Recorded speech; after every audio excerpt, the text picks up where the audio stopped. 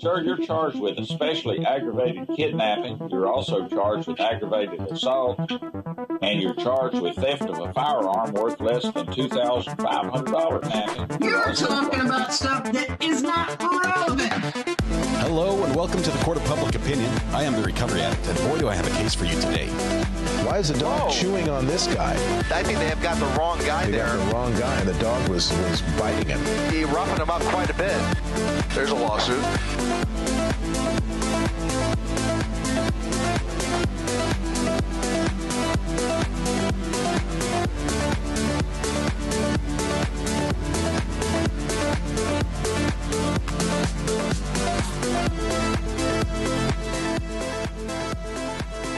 Now you can hear me. Welcome back from lunch. Welcome back to the Court of Public Opinion. I'm a recovery addict. Thank you for joining me. The second part of today's live stream following South Carolina versus Alex Murdaugh. It's been a fun day. The jury went on a field trip this morning. They're back now. That we've started with the closing statements. Mr. Waters is in the middle of his statement. I think he honestly is in the middle. Probably have about 2 hours left. Let's see. We have something new today that's never happened before in the history of the channel, and that is that we had a winner with the internet, and the winner has gifted the internet to someone else. So Adam Nusky was first in chat, and first in chat has the rights to the internet ownership for the rest of the day. But instead, Adam has gone ahead and gifted the internet to Jimbo. So Jimbo, you're here. Pickles Not Politics, you are the winner. Congratulations, Jimbo. You won the internet. You weren't first in chat, but you are now the owner of the internet. Everything IP related worldwide is now your responsibility. So if anyone has problems setting the clock on their microwave or syncing their Alexa device to their smartphone, you're the person who will be taking care of that. So please make whatever arrangements you need to make sure that that's taken care of for all of us, and we'd appreciate it. And then just keep it up and running for us, and we'll have no complaints.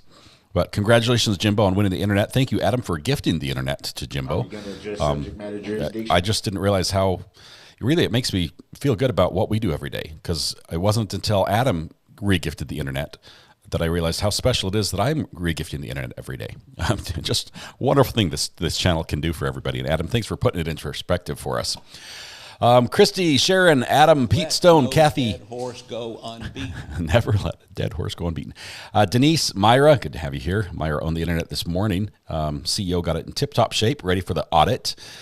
Key as well. Jennifer Clark, Pete Stone, love the South Park school bus. I sort of made that one myself. Originally, the eyes were visible, but I've had to put like blindfolds on them because I thought we need to hide their identity. Miss Chris, Sharon Jeeps, Adam Nusky, KX Star, Kevin, Pampered Glamper, Michelle Phillips, Red Pen. I'm back as well. More riveting PowerPoints. I sure hope not. Would someone please tell Mr. Waters that the PowerPoint is the least effective tool for getting a point across? It's a misnomer. It is not a PowerPoint. It's awful. It's a power trip move made by managers who want to inflict pain on their employees. That's what it is. Oh, look at that. First thing, TW gifts a membership. Thank you very much, TW, for gifting a membership. It looks like, let's see here, all the way down here at the bottom, Texas Val was gifted a membership by TW. Congratulations, Texas Val, and thank you, TW, for your generous donation. Got a lot of people here. Creative B, Cass, Samantha Terry, Michelle Stark, Laura, Kelly Harper, Suzanne, Jimbo, Alex Murdaugh's secret other son, Pickles. For some reason, because the emoji or this little part, well, yeah, you can see my mouse moving right there next to my head. Because the picture hasn't changed, I think this was also Eddie from this morning. Secret Son Pickles. I love it. Queen Olive's here. DH to the JD is here. Sin TG. Mini Duck. Weather Watch. Samantha Terry. Lasso's Paranormal. Laura, Queen Olive. Dilly Pickles. Good to have you here. KH in South Carolina as well. Ritz, Georgia Culture. Meanie Banana. Good to talk to you today on the burner phone. That was fun. Jennifer Clark. Morton Anderson. I see you there. Beverly, congrats to Jimbo, says Beverly. Thanks for being here, Beverly. Angie, I love the Secret Son. Ritz, Cass, hello, peeps. I hear that. MCAT, always on go. Good to have you here. Elizabeth Blackow. I'm back, my pickle pals. I like pickle pals. The alliteration is great. Dallas born, Boston bred. George Culture, Pamper Glamper, Sharon, always on go. Mary Kay, Kib Kitty. Murdaugh stole it. Alex Murdaugh stole it. Georgia Culture, Ann Stature. Jonathan Davenport. What's up, man? Good to have you here. Always on go. First Lady A. Golden Mom, good to talk to you on the phone as well. That was a lot of fun. I think we'll do that more often. I was honestly, Mrs. R.A. had warned me. She says it could go anywhere. You give out a phone number and people start calling it, and it could go anywhere. But I think we're going to do that more often, and maybe have some people be able to share their opinions. Now that we've broken the ice and everyone knows that I don't bite, I'm pretty much nice to everyone that calls in. I figure if you take the time and the money and just the courtesy to call the show, the least I could do is let you speak your piece. And do so in a respectful manner. So I'm glad everyone responded the same way and respectful in how they share their information and impressions. So I think it added a lot to the live stream this morning. So thanks to all of you who called in. I do apologize. There were so many people who called that I wasn't able to get to. It seems like with the delay on YouTube, hopefully will go away. As soon as I have fiber internet, I'm going to have almost like 2-second delay is it. So it's going to be really quick. But the delay makes it difficult to judge when to call, when the call actually ends, because we're actually delayed a few seconds. But it made it miss a bunch of calls, and I apologize for those people who didn't get through. Kathy, Michelle Stark, Earth to Cindy, Myra, let's see, Denise, Debbie, I know you're here because you were texting me. I didn't see you in chat, but I know you're here. Christy, Sharon, Adam, Pete, Kathy. We're going to see if we can get Nicole on the phone. She had connected previously, and I just couldn't hear her.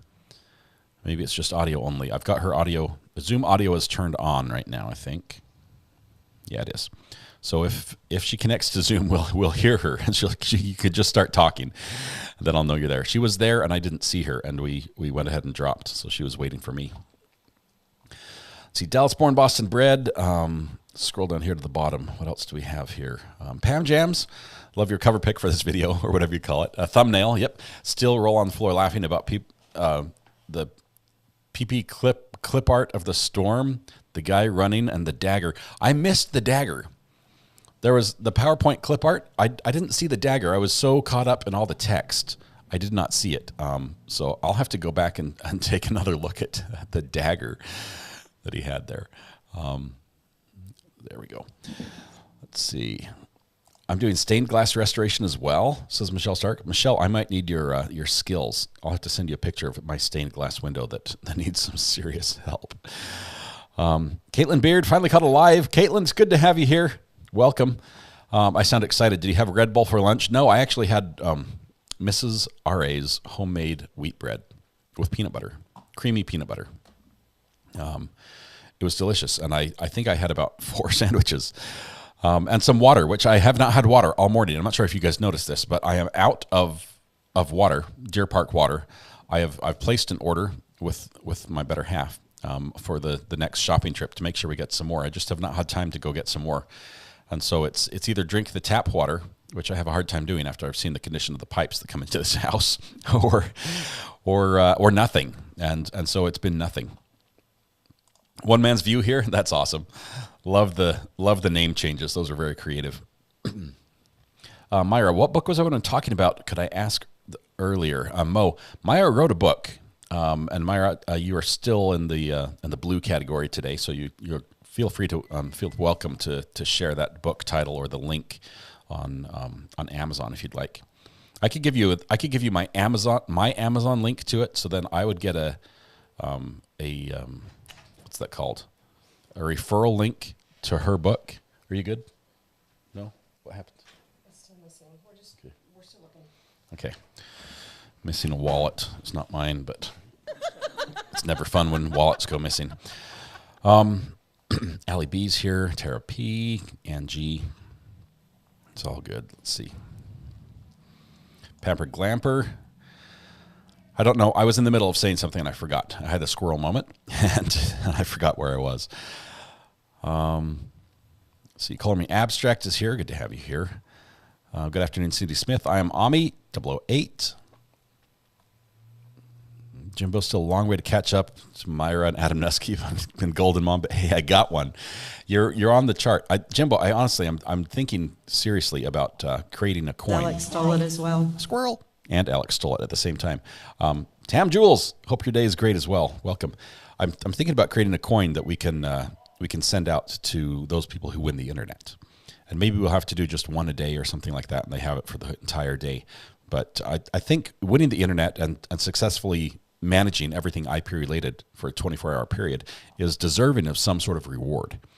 And it would only be fair that you be recognized for your sacrifice and there's the exemplar way you carried out your duties. So I'm working on towards that as well. We'll see how we can do that. Samantha Terry's here. Big shout out to the mods. I realize it does get a little bit crazy here towards the end of trials. We get a lot more people in who just jump in because they saw there was a live thing and they just start talking.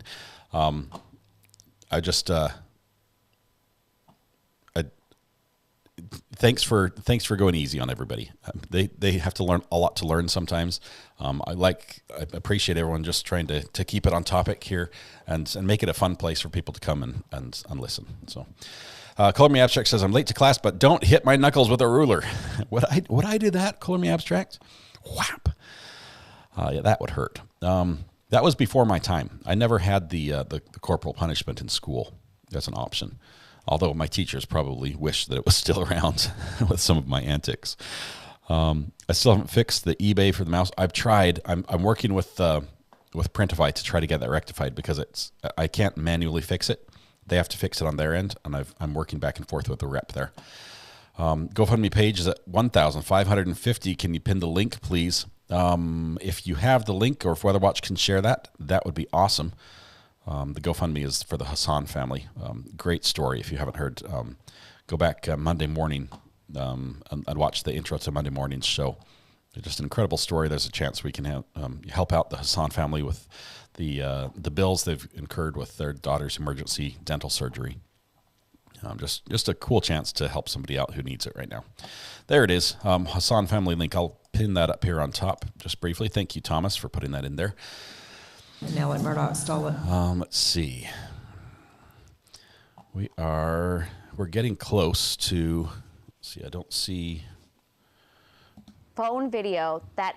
Nope, that's not it. Okay.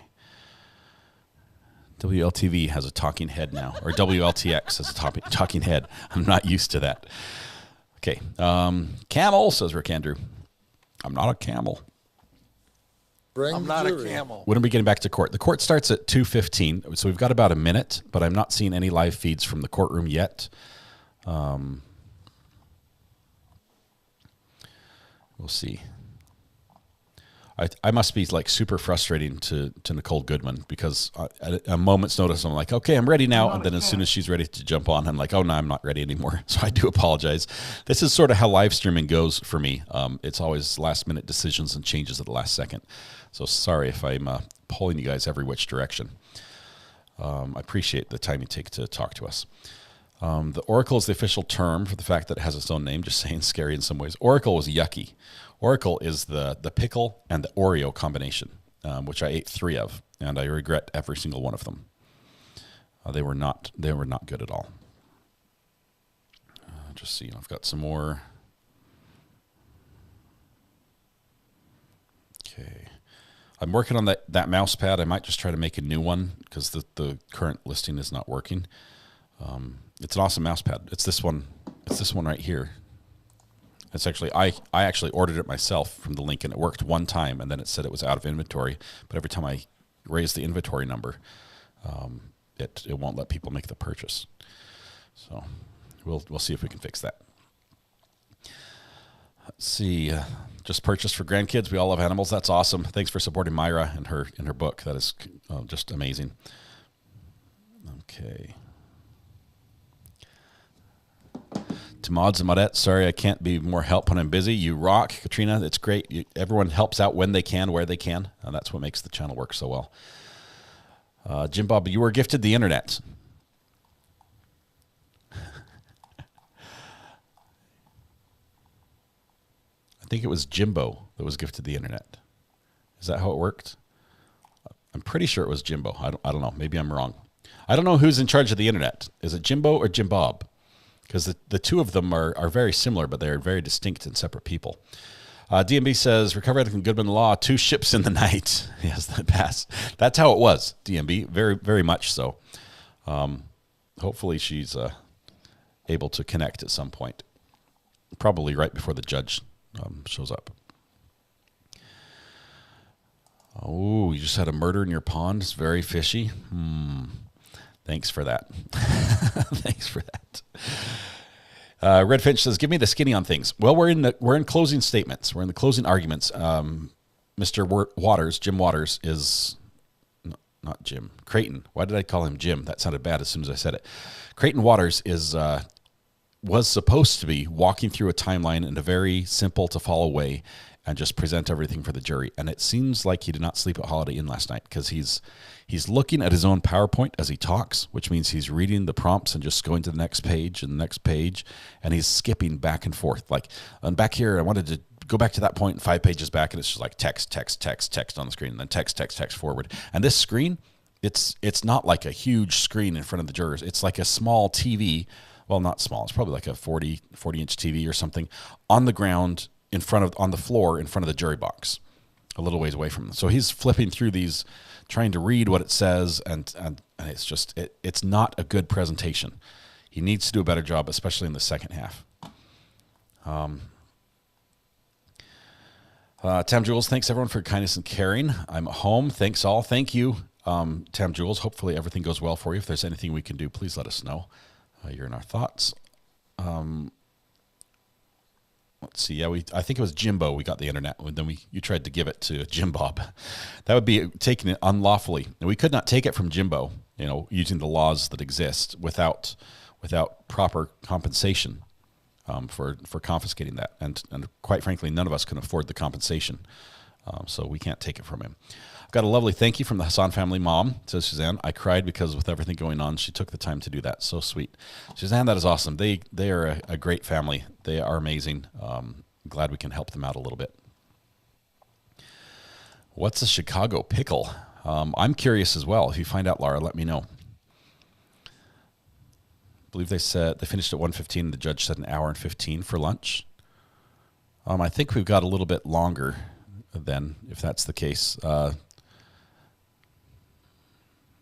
WLTX is showing a talking head, not a talking head, a reporter on the scene here. Right here, we can listen briefly. This diagram that he had created, he was able to kind of digitize this model where it showed the shooters and where they may have been positioned. What is that lady doing? Green lines, which showed she's what walking he with a thought selfie was stick. That's what she's doing. The trajectory of the bullets going straight, based on the bullets that he found when he went back to Moselle, the crime scene, about 16 months after the murders. And okay, everybody's walking around. Everyone's getting in on the action. Kids are playing in the yard back here. There's a lady doing this. You saw her holding a selfie stick, trying to film herself. That's the age we're in. There's the gentleman right there. I think he was actually at Moselle, the guy that was in the red shirt and the red shorts and the blue shirt. I think he was the one we saw that filmed the jury leaving the courtroom. He's the one that was the source for that video, I believe, because I recognize the outfit. Let's see. Waters is drowning now.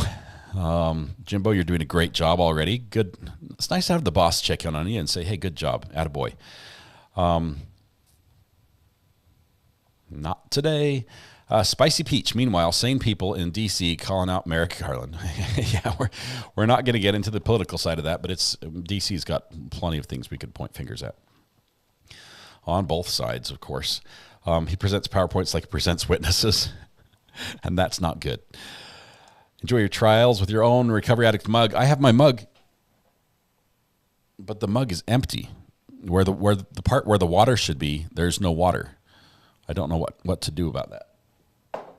I need water. Creighton needs some decaf. Do not insult the lawyers by mixing them up. They have, both of them can probably look back at this and see some room for improvement today. Let's see. Have you or a loved one had the internet unlawfully taken from you? You may be entitled to compensation. Call Matthew Harris Law. Please consider helping the little girl in need. Check out the pinned comment at the top of the screen. Thank you very much for that, Samantha Terry. That's a great cause. I know a lot of you have already helped out. I think our little community raised over $1,500 for the family so far. I'm not a camel. Let's see. She looks straight out of school. She was a young reporter for sure. They're going over just some of the highlights. She looks 12. She was doing a great job. Reporting is hard. For those who dead horse go unbeaten. For those who haven't done it, and stood up on a camera, in front of a camera with a microphone and talked, it looked on the surface it might seem easy. You just have to tell the story. You have to say, I'm here at the Colleton County Courthouse where today South Carolina is doing this. You can explain the story, but you don't realize that in her ear she has a producer that's talking to her. She's getting in-ear feedback live, and they're saying, talk about this, turn this, okay, you've got 15 seconds type thing. They're giving her instructions in her ear. And she's, in addition to all this, she's reading, she's going through with her little, mentally what she has prepared until she has to use a specific phrase, which she's coordinated with the control room, that when I say, that we'll see a verdict. And when you hear me say verdict, you're going to roll B-roll and cut to this, pre-rolled things and everything. There's a lot of parts that go into this going live on scene. You've got to give them a lot of credit. It is hard work. And then add to that you're standing there and there's like a crowd of people. It's like, oh, there's a camera? What's going on? Is this thing on? Are you recording right now? Can you hear me? Or is this going to be live? What channel is this going to be on? All this happens in the background. And it's a serious skill to be able to just tune that out, focus at the camera, and be level and just say what you need to say. Let's see. I had to wait till I got paid. Can I get the link to the GoFundMe? Yes, Alpaca Renee. It's right up here at the top of chat. It's right there. You can't click on it on the screen that way, but if you go up to the top section of chat and click the pinned link from Weather Watch, it's the blue one at the very top. It'll be there. It's literally my name in short, says Jim Bob. Jim Bob, are you asserting your ownership of the internet because Jimbo is part of Jim Bob? Is that what I'm seeing? Ever notice most of the voice commands are animal related? Yeah, we like animals. Most of us are fans of animals, even though I can't own any because of my allergies, but I guess I could if I got the right animal. I want a llama. Does that work? Ginger Meadow says, does anyone think the PowerPoint presentation was horrible? Ginger, no. I think everyone thinks the PowerPoint presentation was horrible. We're really hoping that he does a better job in round 2. Let's see. Mags, good to see you here. Let's see. Today, Satan. Wendy, holy smokes, I just got here and Jimbo's in charge. Woot, woot, awesome, possum. Yeah, Wendy, we're excited. Jimbo's going to do a great job there with the internet. Chandra, wonderful, wonderful mod. Thanks for being here. Alpaca Renee is at the very top of this chat. The link is there. Yes. Miss Chris, that's water. Thank you for the water. Empty mug is sad mug. It is. My mug is very sad. I have 3 very sad mugs. Blood is 90% water. What are you saying, Puzzleman? Oh, yuck. Oh, my goodness. Oh, that's funny. The lawyers need presentation skills stat. It's exciting day down there in Low Country. This is a huge day for the area. Lots and lots of people. Do the water sound, please. It's water to my ears. I don't have any water to do the sound with.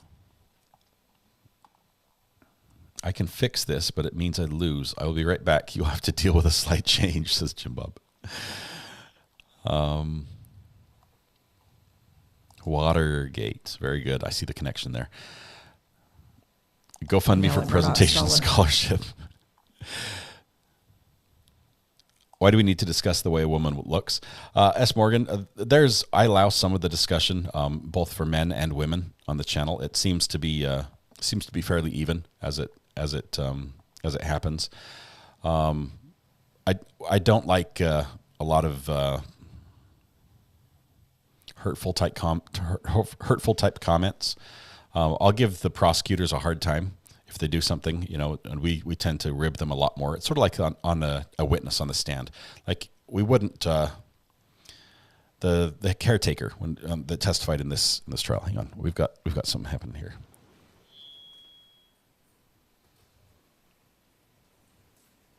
I think we're back. We are back.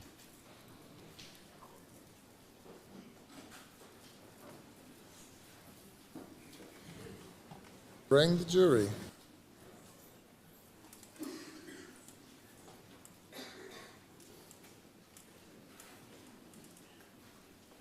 All rise.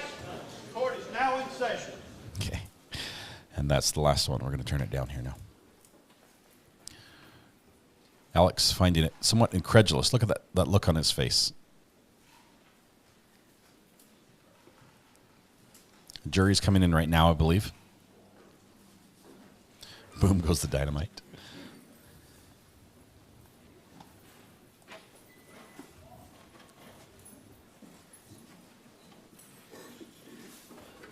The jury is present, sir. All right, thank you. You may continue. May it please the court, Your Honor. All right. Hope everybody had a good lunch. We did. Thank you.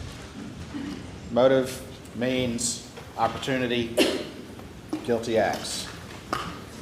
That's the basic way to determine identity.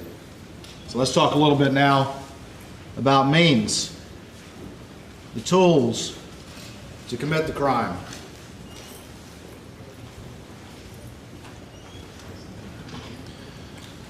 Is he just going to dive right into a PowerPoint after lunch? This is cruel and unusual punishment. Family weapons were used to commit this crime. And this is forensic evidence that was presented to you. First of all, we'll talk about the blackout. And you've heard testimony that there were 2 blackouts purchased in December of 16. And that one went missing around Halloween of 17, years prior to these murders. And that a replacement without a thermal scope was bought in April of 2018. 3 blackouts that the defendant purchased can only account for one of them. And it's this 3rd blackout which is the one that's at issue. You heard from Paul's friend Will Loving. And first of all, let me say this. You heard the defendant in his various statements, and he's very concerned about saying that they didn't have a blackout. There was no blackout along with them, even though he slipped up once and said, yeah, we were out looking for hogs. And you heard from his law partners to do the same thing, saying, yeah, you can look for hogs in the daytime. Very, very concerned early on in the statements and saying they didn't have a blackout, they just had a .22 pistol. And he also said, eventually, he's like, well, I think I replaced it. Well, I guess I replaced it. I'm certain I replaced it if you listen to his various statements. Very vague and fuzzy about this 3rd blackout. And told the friends, Paul's friends, both of whom testified, but Will Loving in particular. And what did Will Loving say? The defendant said the gun went missing around Christmas time of 2020, but Will Loving said, no, I was with Paul. I was with Paul in turkey season, which is in the spring. I was with Paul in turkey season. None of us knew when turkey season was until now. At the steps right outside the house that y'all went to today, right on that side entrance that goes into the gun room. And if you look down, you can see how they were digging a pond and how you could fire down in that area. And they set up some targets to sight it in. And we were shooting that other gun. We were shooting that other gun, that replacement gun. And it had a red dot sight on it. Not a thermal scope, but a red dot. A red dot, which is not good at shooting at night. But they were shooting it and sighting it in with the red dot, the tan gun. He was with Paul while they were shooting that gun right there. And what did Jeff Croft, who testified before you, find right there? Weathered cases, or casings.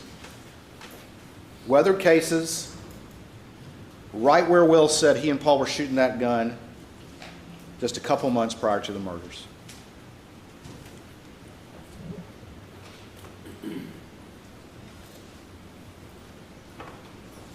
S&B 147 grain blackout rounds. And those rounds and empty boxes, and the pictures are in evidence, and the rounds are in evidence, were found all over that property. S&B 147 grain blackout. There were full clips found. There were Does it empty say the grain boxes on the back of found, the cartridge? and there were also Or just the cases caliber? found, S&B 147 grain blackout rounds found across the street at their shooting house. Do they Two honestly separate say the locations grain on the back? property. I don't think they But what's do. really important, again, goes back to what Will said. I was with Paul when we shot that replacement gun right there. Right there. And you heard forensic scientist Paul Greer testify that the 6 cases, items 2 through 7, the 6 cases found around Maggie that killed her,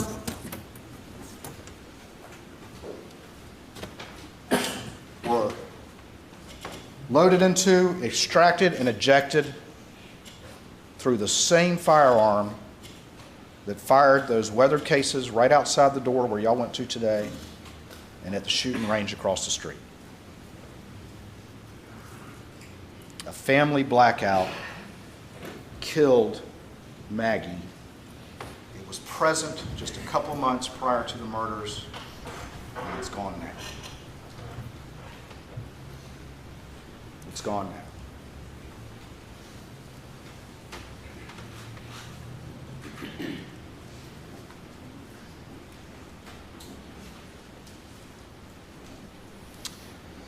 A family weapon the defendant cannot account for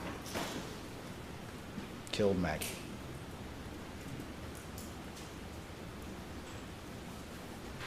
But what about the shotgun? The 12-gauge shotgun that was loaded with 1 Federal double-aught buck and 1 dry-lock #2 steel shot. Well, first of all, you heard that the 2 weapons that Paul often favored and often carried were this. Check this out. Creighton Shotgun Waters is right going to do here. a dual wield moment. And the blackout. I thought it was going to have a gun in each hand. Those were his 2 guns, his favorite guns, aside from his deer rifle.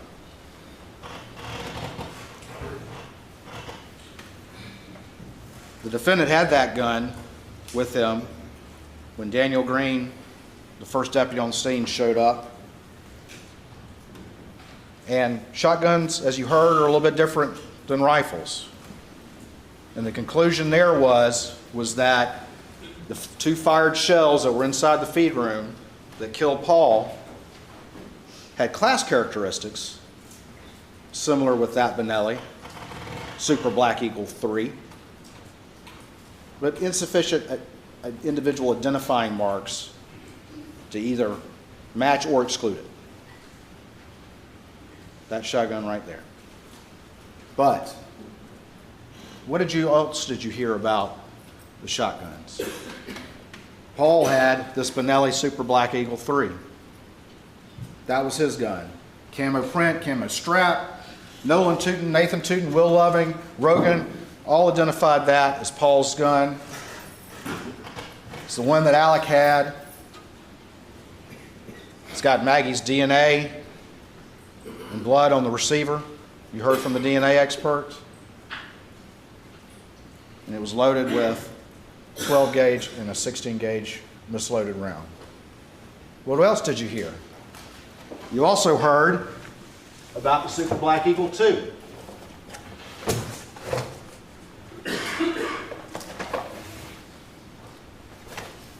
And you heard from Nolan and Nathan that this was Buster's gun. This is the Super Black Eagle 2 that had the Mojo sticker on it. And that was recovered during SLED's search of the residence the next day.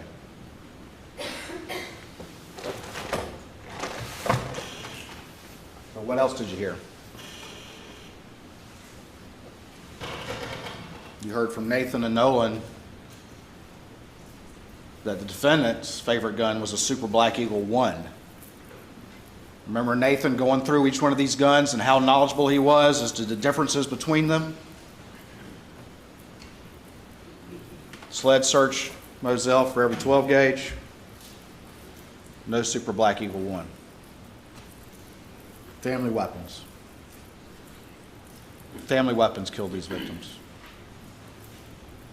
And on top of that, just like the S&B 147, well, not as much, but they're in evidence, Federal double-aught buck and the Winchester drylock steel 2-shot rounds were recovered at various locations on the property.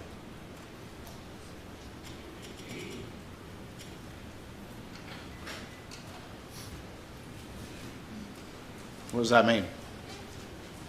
We talked about motive, means. The defendant had the means to commit these crimes.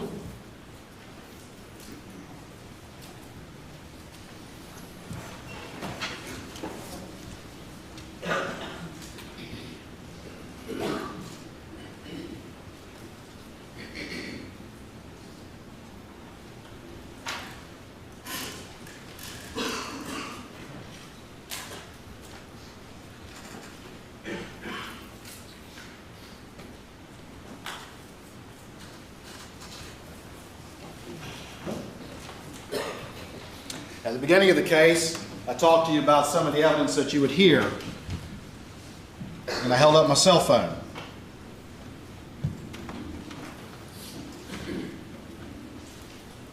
And there's been a lot of that evidence, but the last witness you heard in the state's case in chief was Peter Rudolph, and he went through that timeline. And what does it show? We've gone motive, means, opportunity. Opportunity to commit the crime. And what does this timeline show? These are all the information, the various sources of information that were in this timeline. And let's look at what it shows. First thing right here is that the defendant arrived at Moselle at 6:42. Now I'll say one thing. You've heard a lot of testimony about what he said about times. What time he got home, what time he went to the office, how long he was at Alameda. Certainly, people can have some variability in assessing that. But he almost never was right. Almost never was right. 6:42, he arrives at Moselle. Paul, according to his extraction, gets there about 7:04. And about 7:03, we see the defendant steps registering on his phone. And then, over the next 30 minutes or so, we see a symmetry, general symmetry between the steps between Paul's phone and Alex's phone, as he described, walking the property. At 7:39, we have creation of the Snapchat video that had the clothes on it.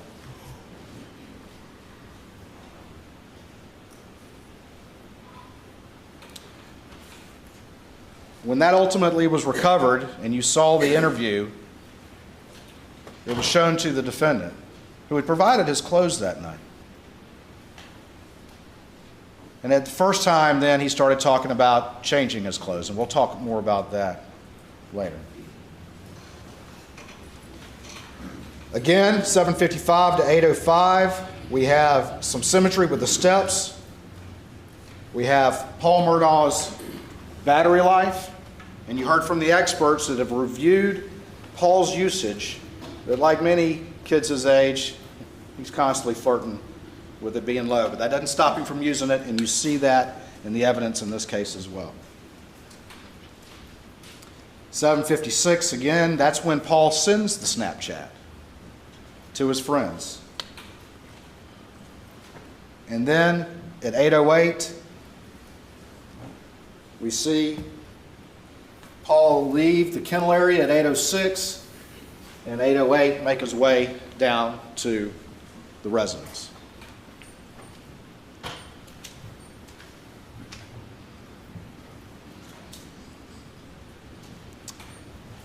8:05 to 8:09. Around that time that Paul is getting there at 8:08, that's the last step activity on Alex's phone. And it's the last step activity until 9:02, which we'll talk about in a minute. Alex's phone pretty much goes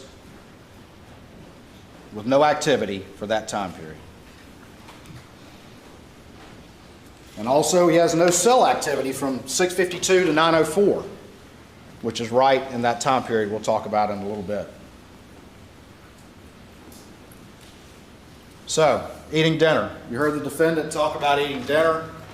Paul is at that residence, if you look right here, from 8:14 down to 8:35. And again, that timeline exhibit, there's a big one and then there's the condensed one. And all of this is in there in evidence for y'all to look at.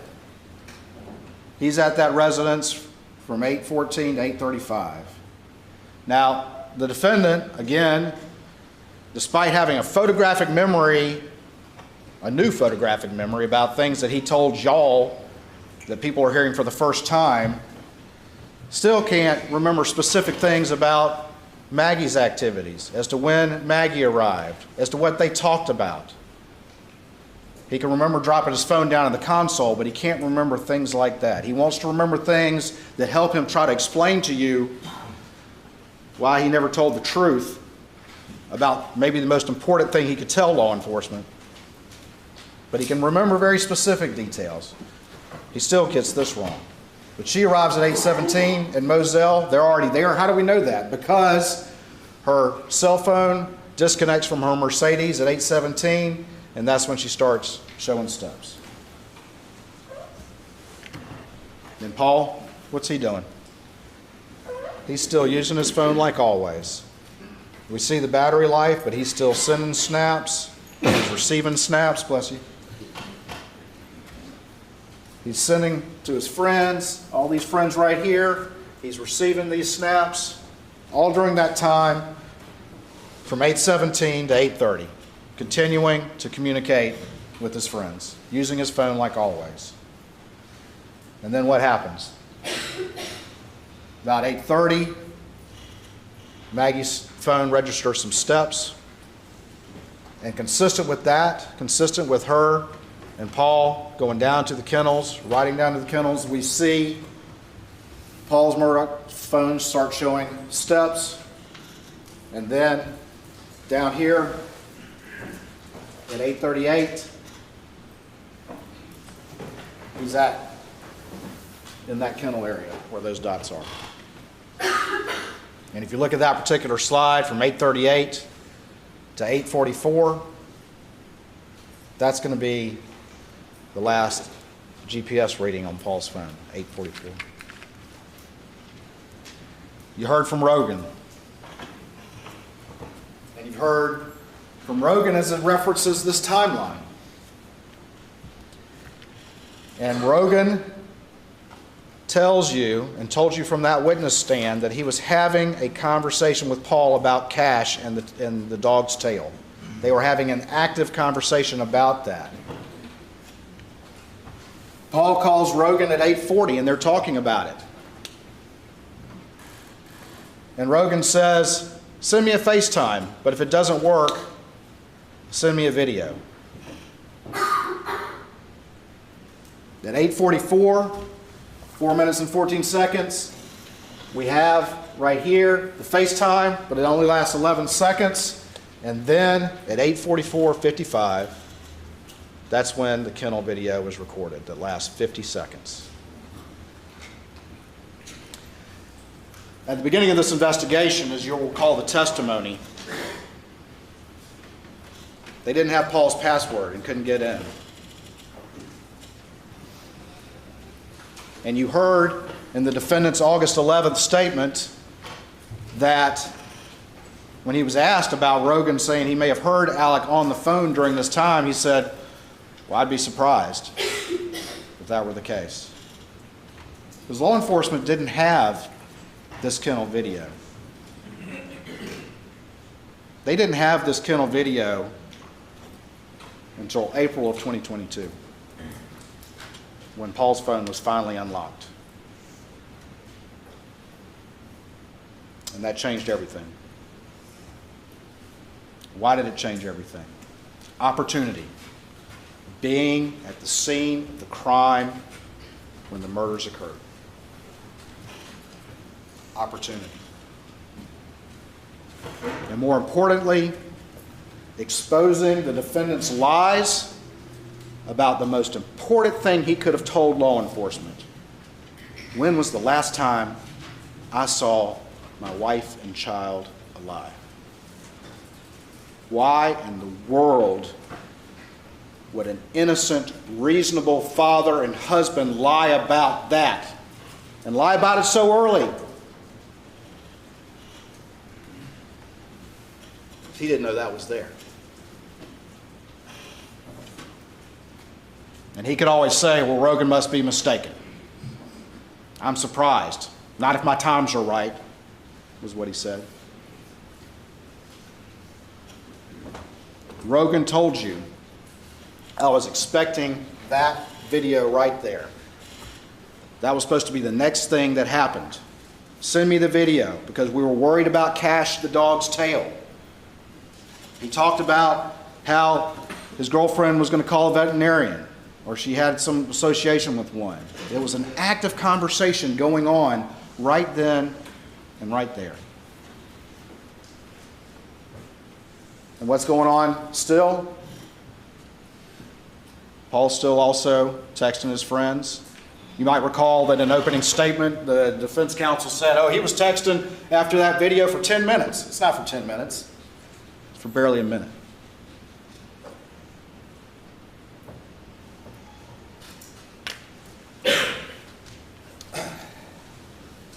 Down here, 8:48:58 to 8:49:01. That's the last time that Paul's phone was unlocked. And what do we know? We know that the defendant was there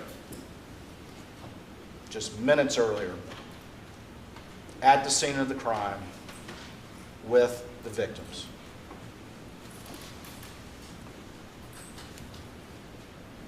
(8:49:01). Paul's phone locks. He never sends that video to Rogan. You heard Rogan say that when he watched that video. You heard him say, that's the video I was supposed to receive. That is the video that my friend was supposed to send to me. And he never did.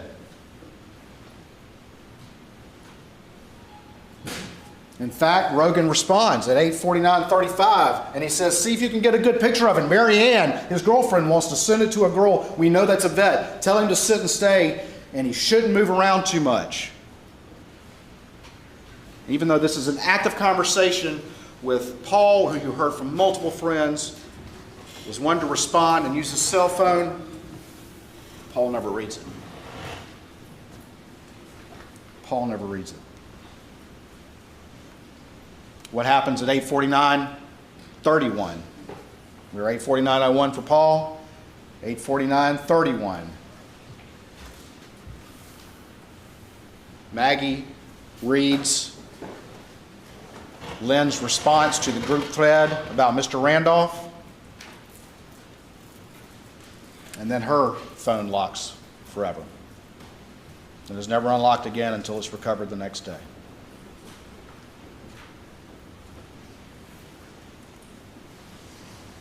Down here, 6:8 at 1:10.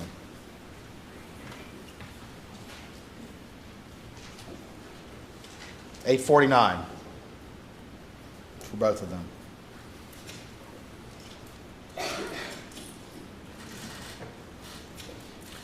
The defendant, after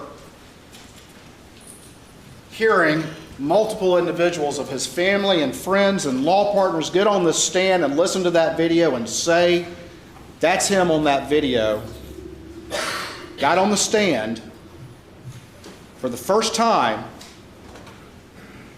and said, okay, I was there. He was forced into doing what he does all the time, and that's coming up with a new lie when he's confronted with evidence he can no longer deny. And the only reason he did that, is because all those witnesses at that witness stand said, yeah, that's him. He's there. Why would he lie about that, ladies and gentlemen? Why would he even think to lie about that if he were an innocent man?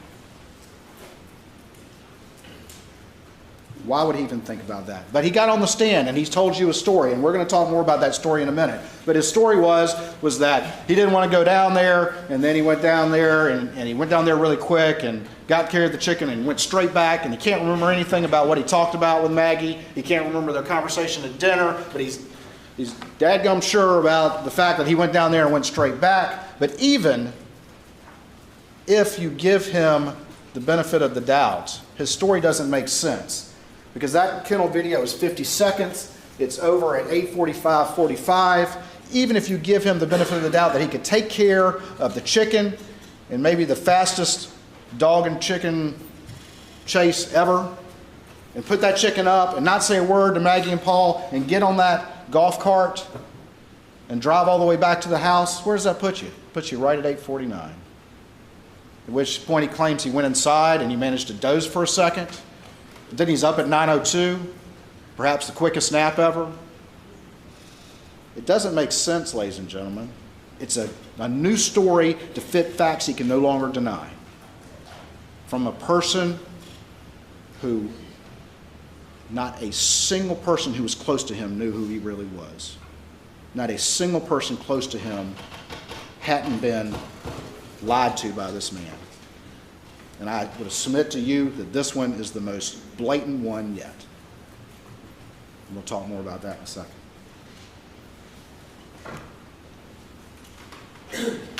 What happened at 8:49?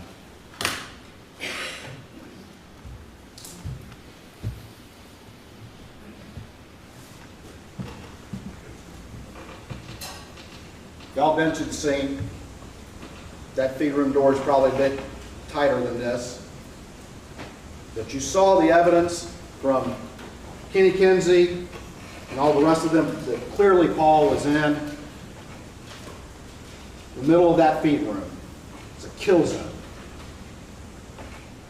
Nobody in there with him. He's in that room. No defensive wounds at all. His hands are down. And he takes that shot, buckshot to the chest. And any person who did that would probably think that took care of business, because this buckshot, but for some reason he was canted this way and it went through. It was 1,000,001 shot. But it didn't kill him. Alec thought it did. Alec, the lawyer, Alec, the prosecutor, Alec who's thinking through that we'll see he's manufacturing an alibi, and he's also manufacturing the fact that there's 2 guns used. But we know, unlike the expert they called from Connecticut, where they can't even get ARs, who doesn't know about people riding around on property, he doesn't know about Paul and the 2 guns he likes to use, he doesn't know about this family and how common those guns are together, says, well, his only conclusion is, oh, it would be practical for somebody just to fire out the clip. But this is him. This is Alec, the prosecutor, the lawyer, and he's thinking through this. He's thought through this. He's going to use 2 guns because it's going to confuse people that perhaps there were 2 shooters. But again, it doesn't make sense. 2 family weapons? But he thinks Paul's shot. And you heard the testimony that Paul appears in the feed room doorway. Is Alex putting down that shotgun to pick up the blackout and is startled by Paul? And that's why the angle's like that? And catches Paul like that? And goes up into the ceiling, as you've heard the testimony from Kinsey, and blows his brains out. And what happens with Maggie right here? We see activity on Maggie's phone. You heard about sandal prints. You heard from Kenny Kinsey about the mark on her leg from the Polaris over there by the overhang next to the feed room. You've seen the diagrams and the crime scene photos that all those cases are in that area between the doorway to the feed room and where Maggie was found. You heard that Maggie had no defensive wounds. You also heard Paul and stippling from that first shot, a close range shot, with no indication that he detected a threat from the person who fired that weapon. And why? Because it was him. Same with Maggie, because Maggie sees what happens and she comes running over there, running to her baby. Probably the last thing on her mind, thinking that it was him who had done this. She's running to her baby while he's picked up the blackout and opens fire at close range, again with no defensive wounds. And she takes those two shots that you heard Dr. Reamer say were parallel, and it crumples her over. In those cases, you can see them move around. And takes that shot that goes through here, and she goes down flat. And then there's the shot in the back of the head.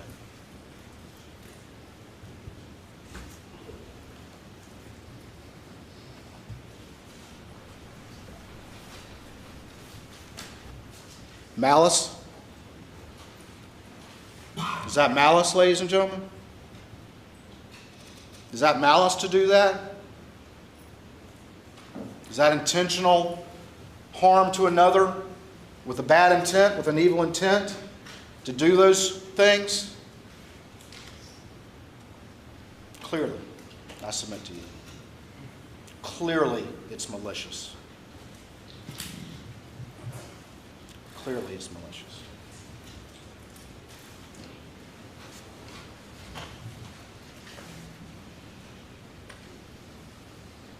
And now back to the PowerPoint. She was running to her baby,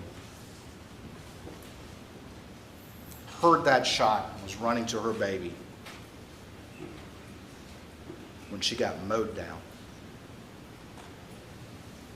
by the only person that we have conclusive proof was at that scene just minutes before, and who lied about that very fact until he could no longer do it to you last week.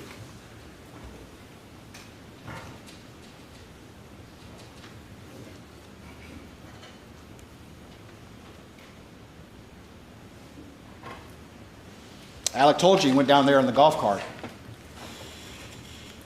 We'll talk about this a little bit, but they had their expert come up here with the 5'2" people and all the rest of it. Be sitting in a golf cart. But he comes up in the golf cart. But what we don't see, as I said before, is any activity on his phone until 9:02. That the crime occurred around 8:49 to 8:53. Down there at the feed room, State's Exhibit 516. It's just a diagram. Remember that Roger Dale Davis did about kennels and the hose there and how it wasn't put up the way he would put it up?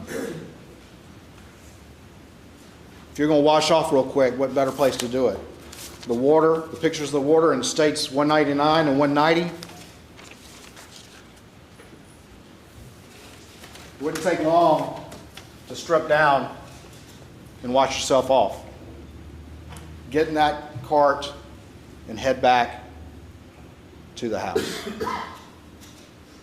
And then at 9:02, the defendant over there, who wouldn't even admit until forced to that he was even at the scene, all of a sudden, he is as busy as he has ever been. 9:02 to 9:06, 283 steps. 9:03, we see the system start up on the car, and that could mean that he's close by the car. Has he returned with Maggie's phone and placed it in that car? And then what do we see from 9:02 to 9:06? Not only is he 283 steps in that 4-minute period, but he is making calls like crazy. And I asked him, I said, what were you doing? What were you doing? And even though he has a photographic memory about things that he thinks will convince you, he could not answer what he's doing during this 4-minute period that is so illustrating of what we're talking about here. That for 4 minutes, he is not only going 283 steps, this is a defense exhibit, defense 156.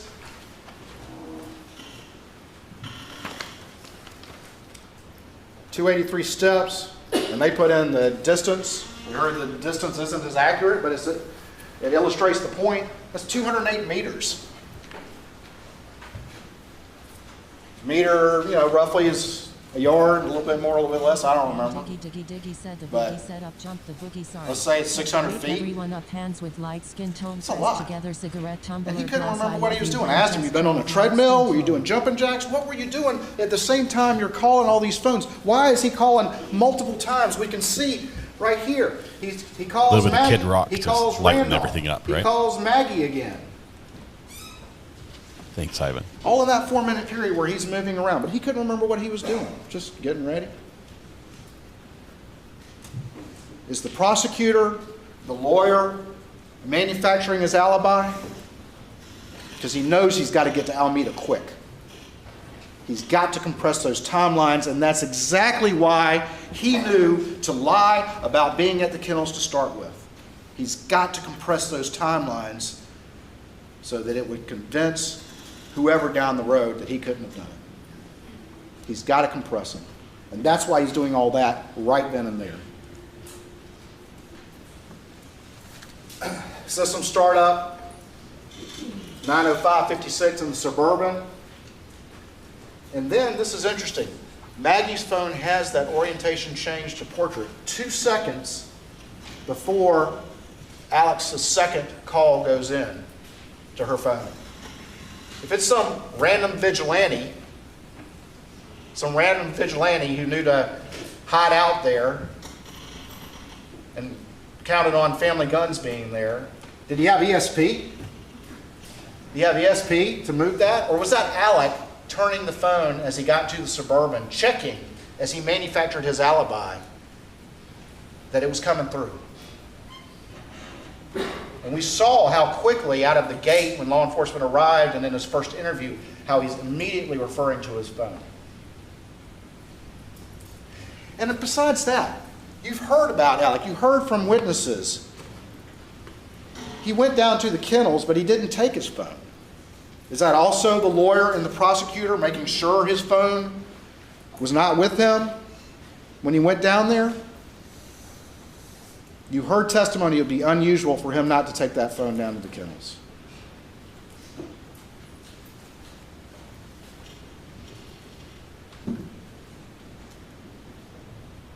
And then he gets underway. With this call right here too. All those calls, all those steps, when his phone finally goes active, just minutes after he was at the scene with the victims and he lied about it and he's so busy. But let's take him at his word again. Why in the world, if he's calling her so much, if he's so busy and so concerned to call her as many times as that in a 4-minute period, why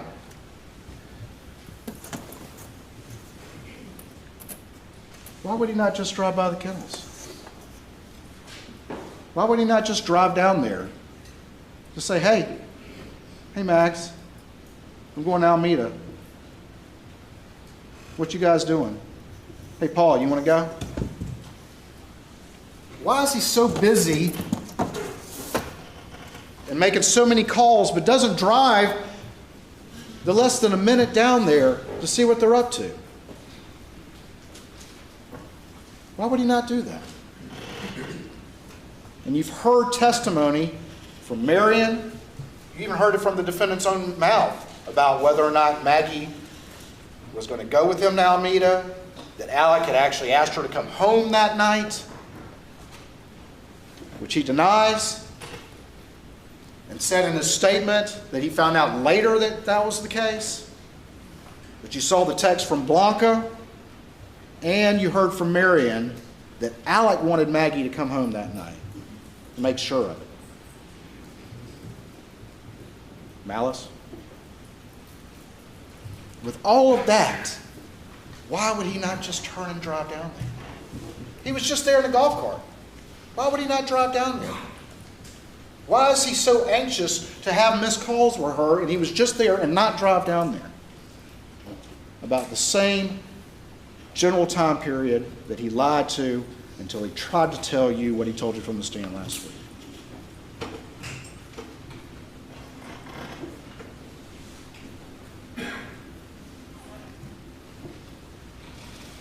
Right here,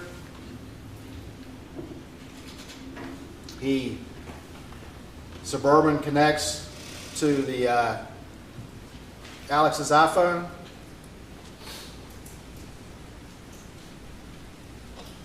He calls Maggie at 9:06:52, and he's getting in the Suburban right at that time.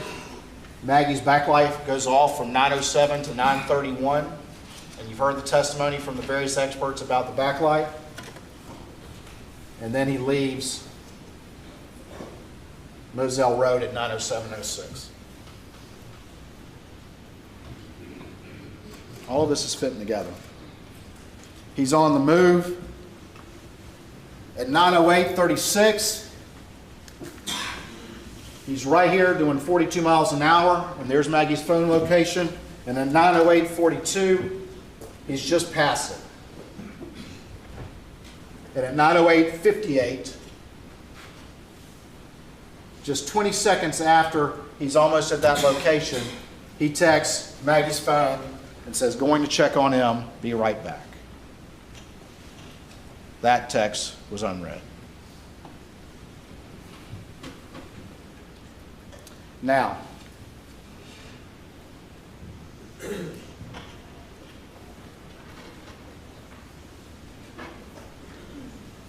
there's been a lot of discussion from all the experts about the backlight issue.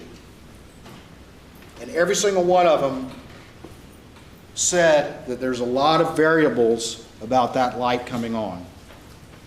Every single one of them said it's not going to record an orientation change unless that light is on. And the beer chases my blues away and I'll be okay. Cigarette and you heard from each one of the experts about those variables and about the fact that there's no guarantee that it's going to come on or not come on. Little Garth Brooks there. And you heard from Paul McManigal about that issue. And they cross-examined him about that and all the rest of it, but it's just a common sense determination about how iPhones work. About how they work. That raised awake feature is set for actual somebody lifting it up in the normal course. It is not set to respond necessarily to violent motion like flipping it. And every single expert testified to that. Every single one of them did. And then, besides that, you'd have to accept the fact that Alec is driving by just moments prior to that time. All of these circumstances would have to go the other way of the reasonable inferences in this case. Paul McManigal got up there and testified as to these issues and as to the fact that there's no guarantee, in fact, more likely than not, that if the phone is violently thrown or flipped or frisbeed or whatever, it's not going to light up. And that's consistent with what every other expert said. Yes, he is moving around a lot. I think he's trying to see who is following him. See where get a read of the jurors. 9:07 to 9:22. The defendant's on the way to Alameda, and you heard testimony from Mr. Rudofsky about That's this. awesome, Major Pam. Rudofsky. Thank you. He's hitting 74 miles an hour at night on that particular route. What's he in a hurry about? That's faster than he drove to work. Why is he in a hurry? Because he knows he has to compress that timeline. And then along the way, he's manufacturing the alibi by making these short calls. 60 seconds. He calls Chris Wilson. He calls John Marvin. Chris Wilson calls him back. He's on the phone the entire way. Does he say to any of them, hey, I can't get Maggie on the phone? Say anything like that? They're very short. He doesn't talk about much. And then we get down here at 9:20, there's a 131-second call, which means that call is over at 9:22:45, and that's also when we see the vehicle go into park.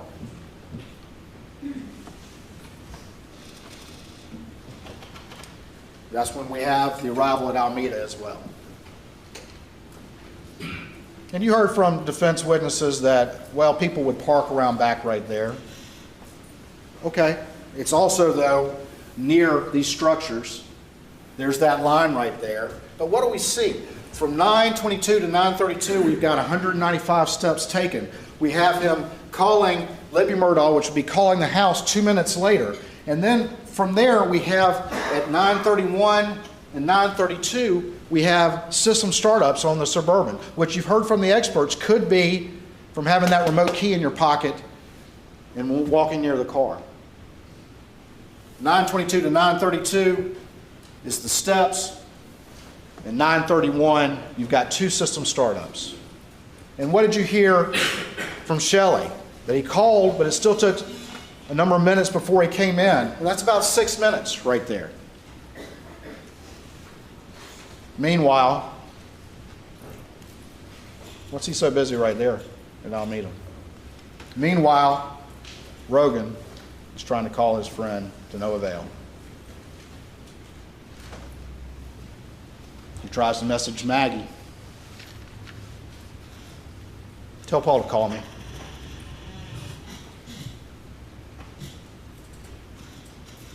Neither one of them can respond.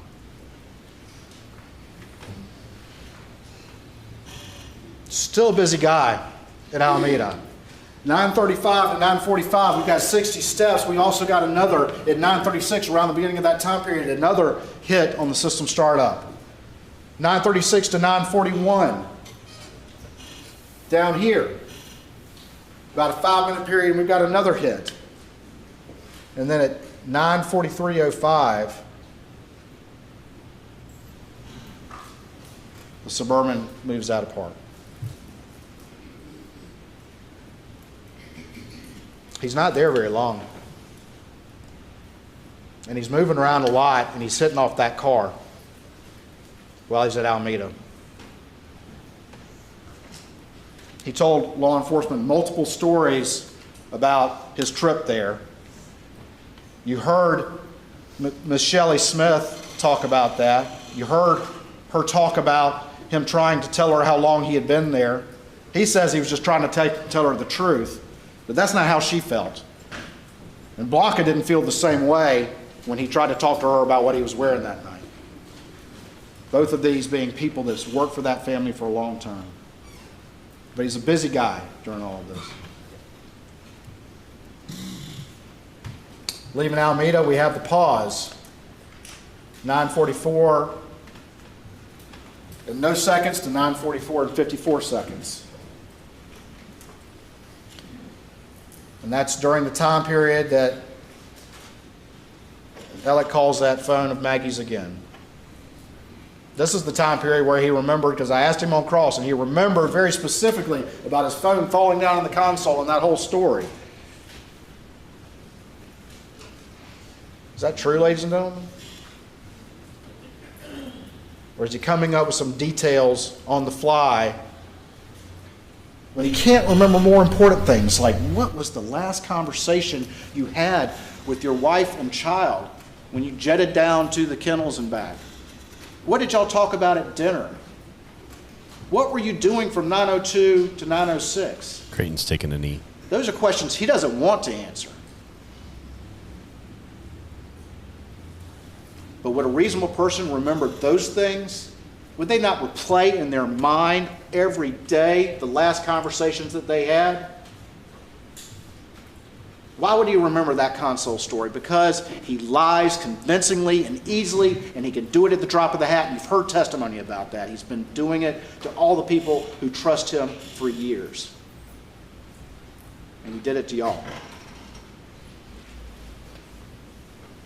He's manufacturing an alibi. He's smart. He's a good lawyer. His family has a history of prosecution. He understands these issues.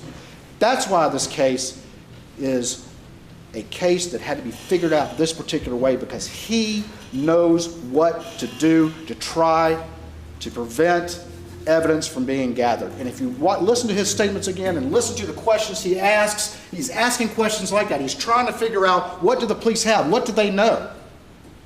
He's a prosecutor trying to manufacture his alibi, and we see this again. He calls Paul. He sends a text, "Call me, babe." Of course, none of that's read or responded to. And then, in 9:52:15, he calls Chris Wilson. "Call me if you up. Call me if you up." And Chris calls back, and they chat for about 2 minutes, including the connection time. 2 minutes. And what does Chris Wilson say? Well, he says it was a normal conversation. Well, of course it is with this guy. He's convincing. But what does Chris say? The only thing that they talked about was Chris bringing up some case. And then Alec was like, "Hey, I got to go. I'm at Alameda." Did Alex say, "Hey, I'm trying to get home. I can't get Maggie on the phone. I've called her like 6 times. Paul won't answer either"? Did Alex say, he said, "Call me if you up"? Did Chris say that Alex said, "I got to ask you a question," or "Let's talk about this"? No, Chris brought up some case, and it was mundane. It was mundane. It's manufacturing an alibi. He's calling anybody who will answer the phone for these short conversations, and it's one of the first things out of his mouth in the first interview. "Look at my phone. I called this person, I called this person, I called this person, I called this person." He's manufacturing this alibi. Also, throughout all of this relevant time period, you see from the Dillon Hightower extraction, you'll see that over and over again, all these call logs that are deleted from the extraction. They're deleted, which occurred on June 10th. What's up with that? On the way back,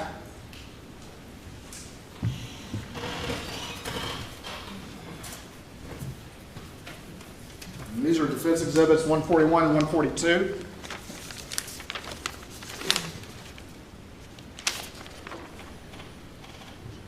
Rolling pretty heavy at 75 to get there. And I'm sure the defense will point out that 80 miles an hour was a peak. Still running pretty good there. What's he in a hurry about in the dark? Doing 80 miles an hour at 9:51:42,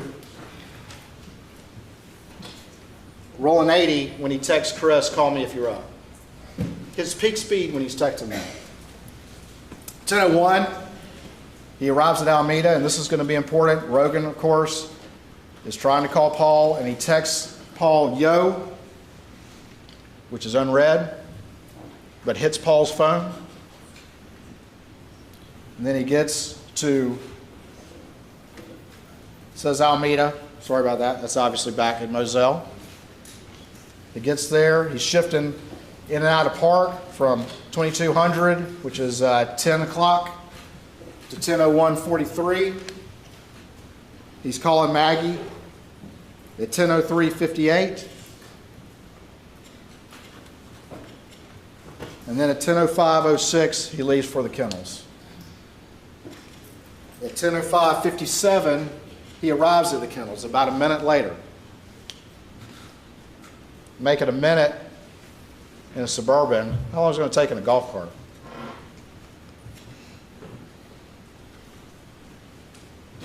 At 10:05:57, he arrives at the kennels. And 10:06:14 is the 911 call. Now, there's a lot of back and forth with him about that, but in his statements, with what he told his law partners that he went in great detail over about his activities that night, including lying to them about ever going to the kennels, he was very clear that he got out of the car and went and checked Paul and Maggie. One time he said to see if they're breathing, another time to say to check a pulse. You've seen the horrific injuries they'd suffered. 19 seconds. Is that enough time for a surprised human being to come across that scene, process what they are seeing? Get out of the car. Go over there. Check both those bodies and then call 911. He's changed the story now yet again because he's confronted with this evidence. The reason why it's so quick is because he knew exactly what scene he was going to find. 19 seconds.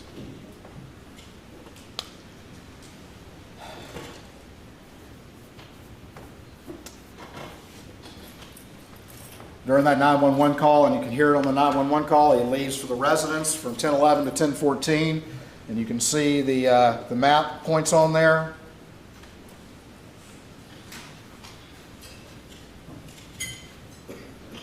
And those are the speeds on the Suburban on those trips. Took just under a minute, doing 35 and 30 miles an hour. So think about that when you go back to his story about a casual trip down to the kennels in the golf cart, and you look at his times that he's trying to convince you of.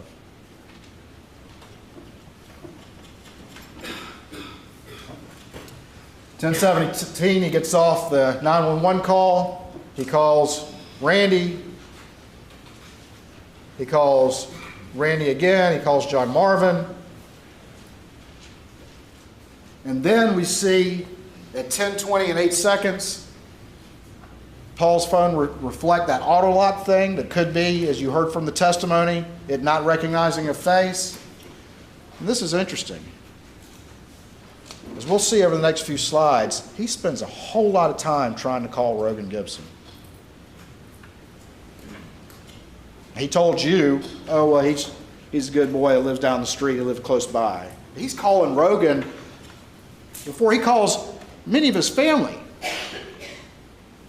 before he calls Buster. Calling Rogan multiple times, and those texts would have come in on Paul's phone. What's he so concerned about? He said he turned Paul over and his cell phone popped out.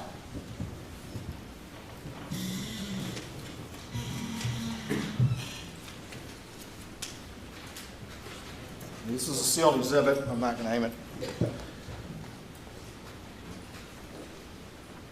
Popped out. Manufacturing an alibi, concerned about the evidence. Worried about what Rogan may have known or may have heard. I'll put it down. Can I have this back, please?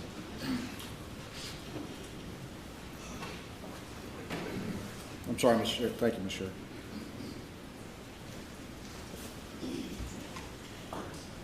There, 10:24. iMessages, call me, 10:25. 10:29. 10:25, the first deputy's on scene. 10:29, calling Randy. 10:30, Rogan again. And then finally at 10:34 is when Paul's phone powers off.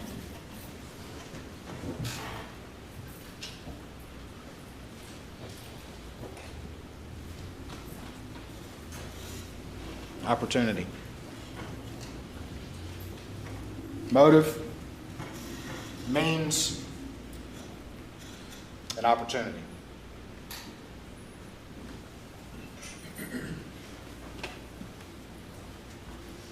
Guilty conscience.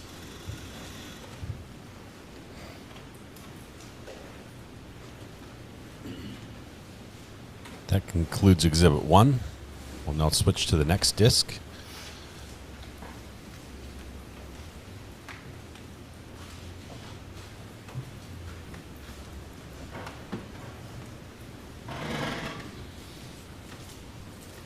I've already kind of talked about these, so I'm not going to belabor the point, but you heard from Blanca Simpson.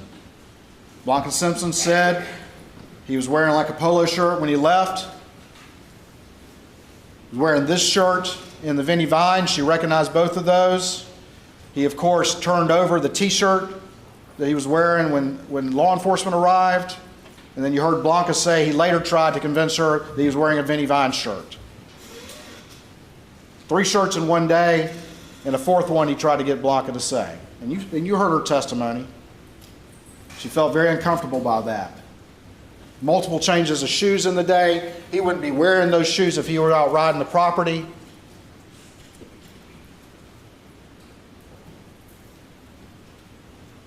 I've already mentioned the text from Maggie that Alec wants me to come home, but he can't even be clear about that point because that doesn't fit with his narrative.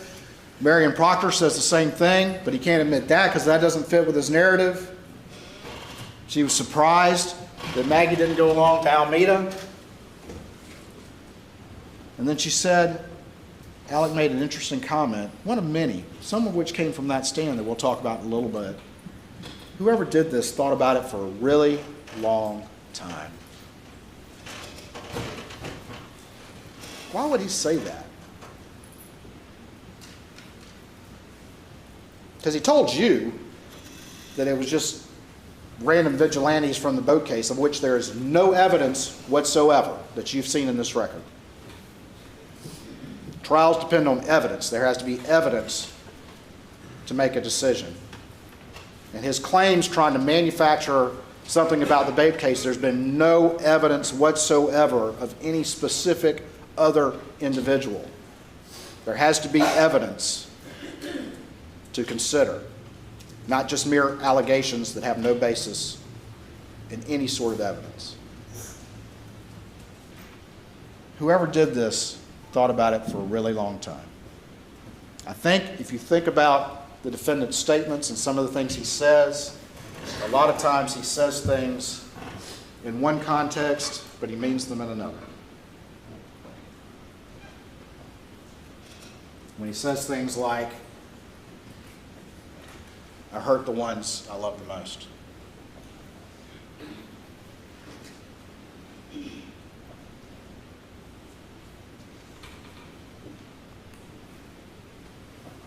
We talked about Shelley.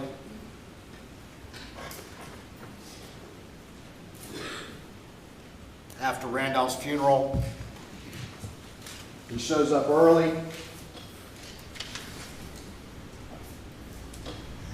She might have said Wednesday, but there was other information that Randolph's funeral was on Monday. But anyway, shows up with something blue, shows up early, wants to come in, goes and moves some vehicles. And then there's that raincoat, huge raincoat. She calls it a tarp, but it's a huge raincoat. And it's got a ton of GSR on the inside. And it's found in a closet upstairs.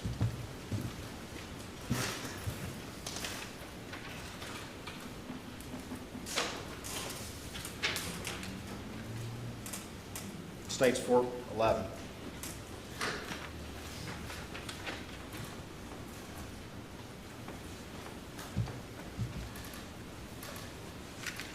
He was a busy guy at Alameda, as we just saw. Was moving around, kept hitting off of his Suburban. And then, of course, as you heard, he was with family for the next few days. After the funeral, he's back. And it was weird enough and interesting enough that Shelley said something about it. I'm also saying that in her experience, it was unusual for him to come that late.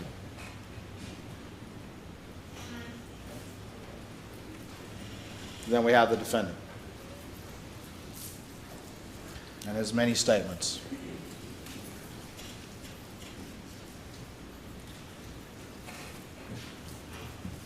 Went through a lot with the defendant, who told you that the reason why he was telling you this new story was because he was paranoid because he had a bag of pills in his pocket, because he had a distrust of SLED, because David Owen asked him about his relationship with Maggie.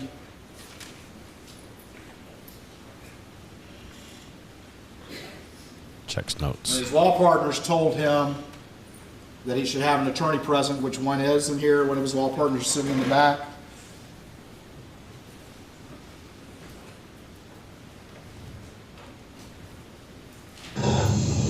I hate to have to do this. I understand. Yeah. I totally Yeah. understand. Yeah. So you don't have any problem with it. I asked him repeatedly, is this the point where you decided to lie? At which point did you decide to lie? I hate to have to do this. I understand. I didn't mean to do that twice. 3 times. Or was it this point, when he first says, I was at the house? I was at the house. Or was this the point? He said, he mentioned specifically, and he kept adding factors, and one of the things was, well, Dave Owen asked me how my relationship was. This question, this is when he decided to lie? How about yours and Maggie's? Wonderful. I mean, I'm sure we had little things here and there, but we had a wonderful marriage, wonderful relationship.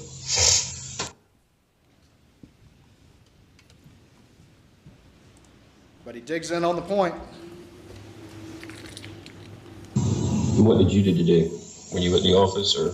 No, I was home. I came home. Paul and I messed around. I was up at the house. I laid down, took a nap on the couch, probably, I don't know, 25, 30 minutes. I got up, I called Maggie, didn't get an answer, and I left to go to my mom's. She had said,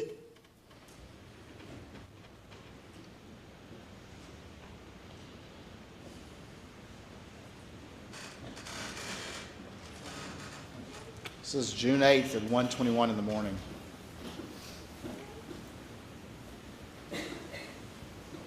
And he's admitted to you that he's lying right there. Look how easily he did it. About such a crucial thing.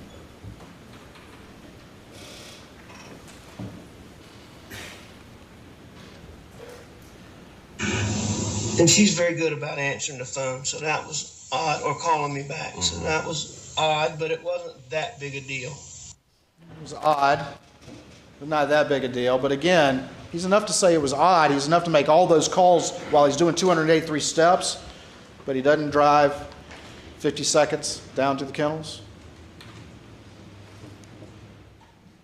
Going to the next interview. Again, what's the tone of this interview? How is he being treated? Pretty traumatic. That's okay. I know you need to ask me. You ask me what you need to. So, is that an aggressive interview? Is that something to make somebody paranoid?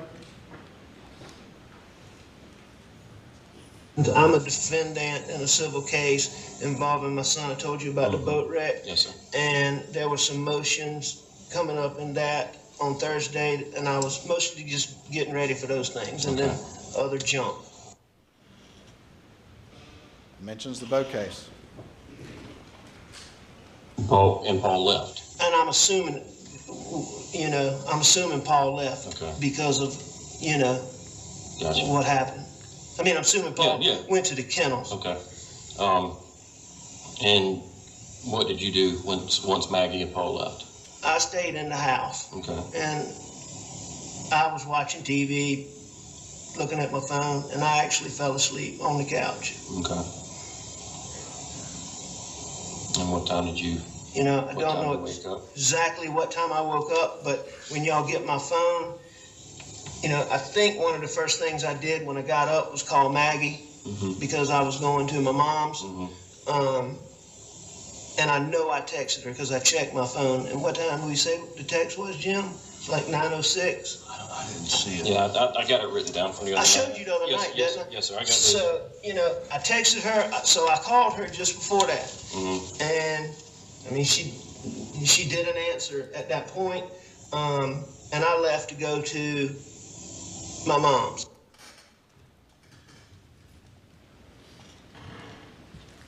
So easy for him to do. And you said you laid down and took a little nap, and when you got up, Maggie and Paul was gone, or did they leave when you laid down? Or before I believe that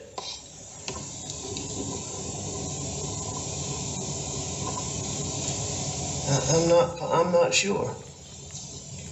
But they weren't there when you woke up around the 9 o'clock mark or so when you made the call to Maggie to let her know you was going to your work. No, nobody was in that house when I left. Adding more detail, that's just lies. Watch how he responds to this one. Watch what his head does. See if you observe that yourself when he's over there looking you in your eyes and trying to convince you of something. Trying to narrow that. The last time that you saw Paul and Maggie's when y'all were eating supper. Yes, sir.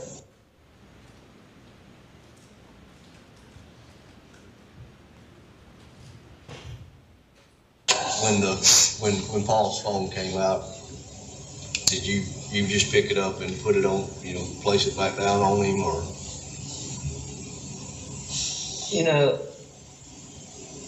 Yeah, I did not try to open it or anything. I don't know how I had in my mind that I needed to not mess anything up. I had that,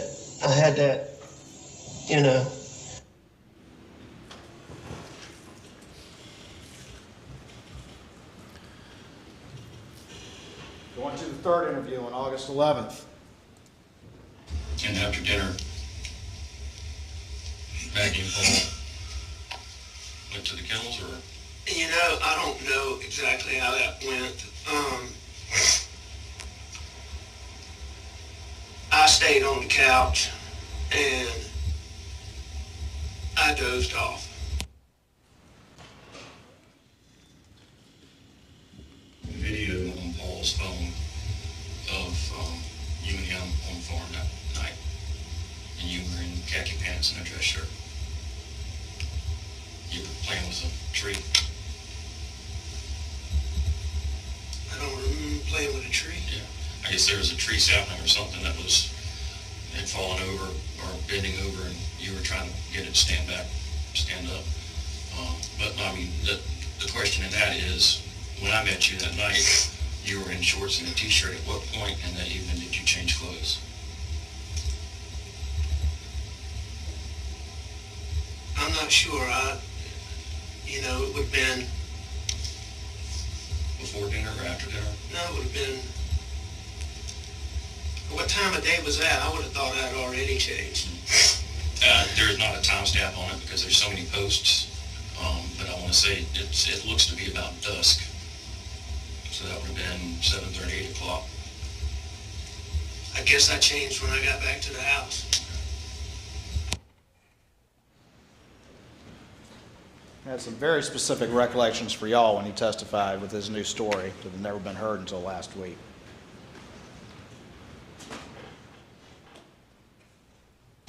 Did he and I? No, but Rogan Gibson told me about the dog's tail and somebody saying his leg was broken. Line right there, he was down at the kennels, shaking his head forward. You were just down there with Paul.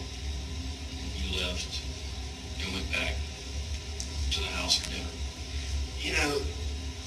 Paul and I were just knocking around up at the shop, the shed, the kennels, and just the whole property. And that was before dinner, yes, sir. And you didn't go back down there after dinner until your return trip from visiting your mother? Yes, sir.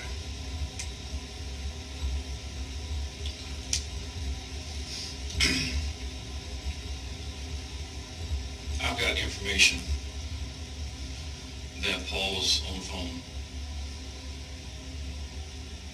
and Maggie was heard in the background and you were heard in the background. And that was prior to 9 p.m.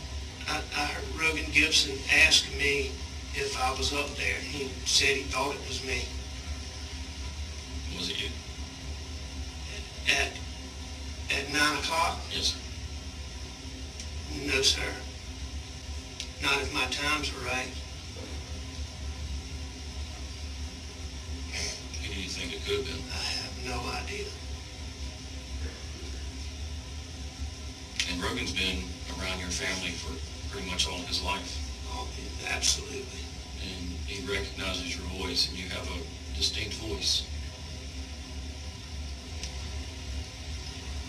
Do you think of anybody else that has a voice similar to yours that he may have misinterpreted?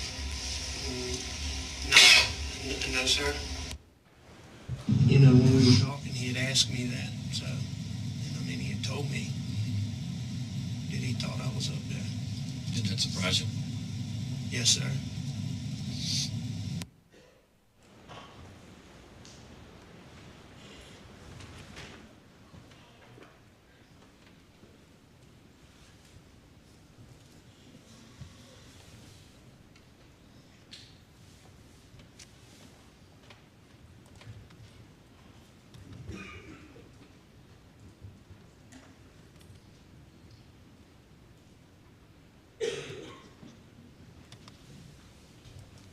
Come back to that.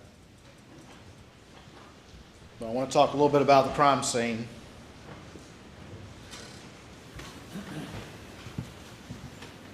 What it indicates. I want to advise everyone there will likely be sealed exhibits. I don't need the ammo quite yet. I'll let you know this year. You guys went out to the scene today, and you saw how it looks now. Take a good look at those trees and where they were back in the day of the incident. I'll put this up on the Elmo in a second.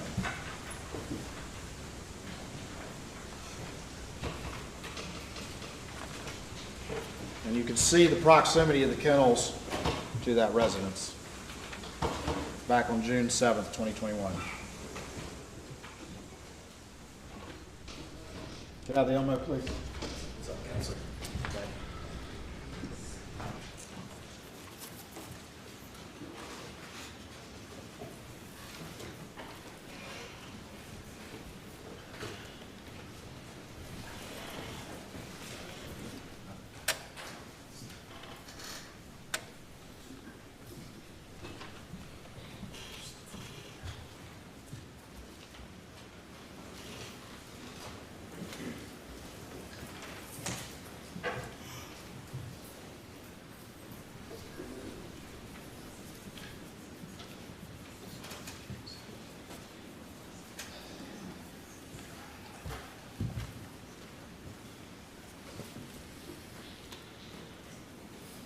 Everyone get your pizza box in position. We're ready? Okay.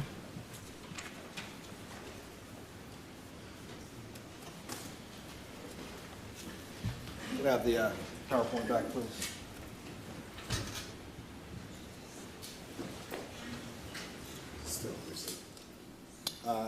There's not any images in the PowerPoint that are understood, but I do have these right here. All right, Dr. Reamer. You've heard from Dr. Reamer, you heard from Kenny Kinsey, and you heard from the defense experts. So, can I have the computer back?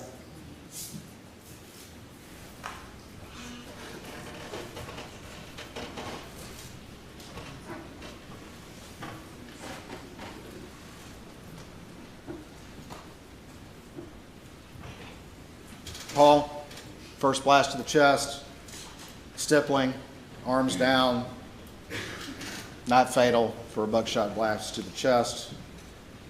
This is where there was some dispute from the defense experts. The second injury went into the left shoulder, into the cheek, with an exit wound on the top of the head, with instantly fatal and terminal collapse.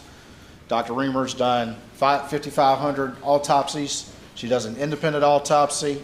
She actually physically examined the victim, and she was very clear that it could not have happened from the top without destroying Paul's face. And I could show the image again. I'm reluctant to because I know y'all have seen it enough. So I'll rely on y'all to recall that his face was intact.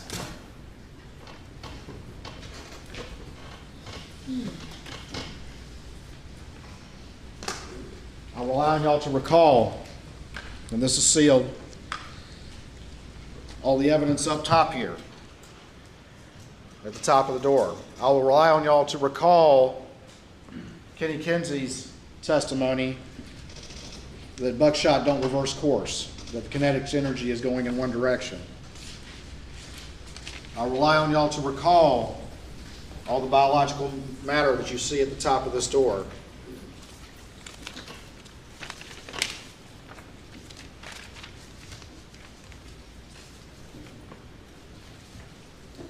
I'll rely on y'all to recall, looking at States 339, which is the wadding from the shot to kill Paul. Because if you recall, the wadding from the chest shot was found still in his chest right here. This is the wadding on the ground from the shot to his head. And if one of the things that you recall from Dr. Reamer's testimony in looking at Paul's face was the abrasions around that cheek wound that came from the wadding as it entered there.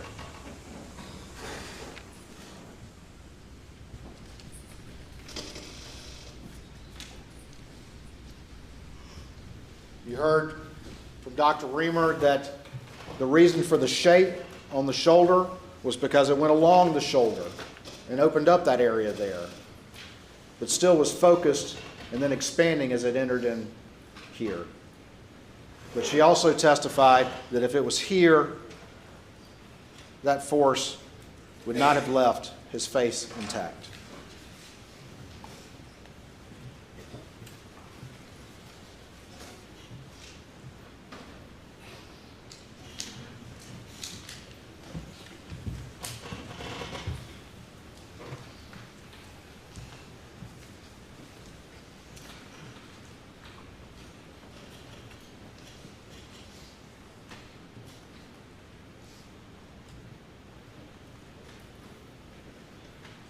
Manner of death, homicide.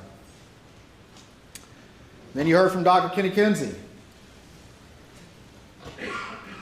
What we described earlier, Paul was first shot in the feed room, largely agrees with her. Arms were not up.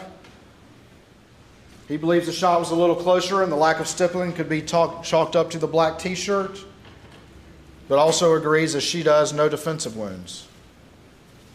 Looking at the blood spatter locations there, and he testified in great detail and testified yesterday, there was no high velocity blood spatter on the ground at the entrance to the feed room, which would be necessary for the shot to have occurred in the manner in which the defense suggested. The spatter travels upward in an upward direction, and you can see that on the door. He spoke of the void area, and then he spoke of the blood on the ground that was around where Paul drops, and that it's low speed spatter. He talked about the dents in the feed room door, the pellet lodged in the door frame upward. It's only possible if it's traveling through Paul's head. Not possible if it's from a ricochet, as the defense suggested.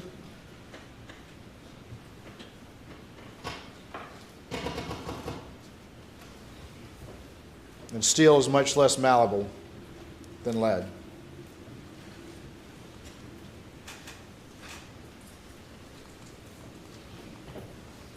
What else did he say?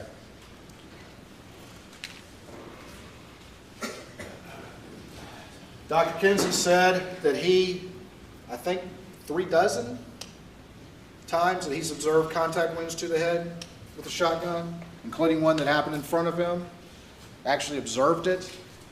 And he also said that any sort of contact wound like that would have destroyed the head and destroyed the face. And he was clear about that. He's actually seen them. And I think what you see with the defense experts is they're coming to you with absolutes to try to make you consider that there's the possibility that a crime scene can definitively establish whether there's one or two shooters or whether or not they're of a certain height, and that's just not how it works. And you heard that from Dr. Kinsey. That's not how it works. It's not how it worked in this scene. It's a red herring, ladies and gentlemen. It's a red herring. You've seen the testimony from Kenny Kinsey. He returned to talk about these issues.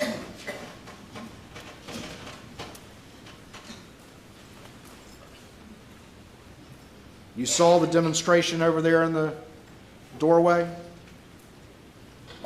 That seem realistic to you? Or is Kenny Kinsey's explanation consistent with the evidence, consistent with his experience, consistent with Dr. Reamer's 5,500 autopsies who actually observed the victims, consistent with the blood spatter, the lack of high velocity on the floor, but the existence of high velocity on the top and the low velocity blood splatter on the floor? What's consistent with the evidence?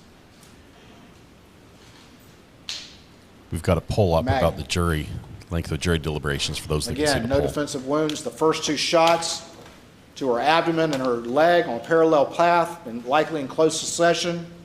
Stippling, close range, the mark on the back of her leg. Running to her baby, didn't see it coming. Bends over, maybe on her hands and knees in pain.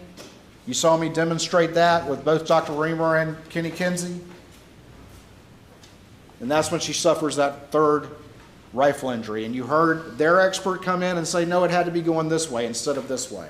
Going up with that graze, hitting her breast and into her head here. And Dr. Reamer actually performed the autopsy physically. She looked at the hole. She described the hole. She talked about the injury coming up into the head. And she showed you that. And she took issue with this idea that you can look at skin tags and that sort of thing and come to any conclusion about directionality.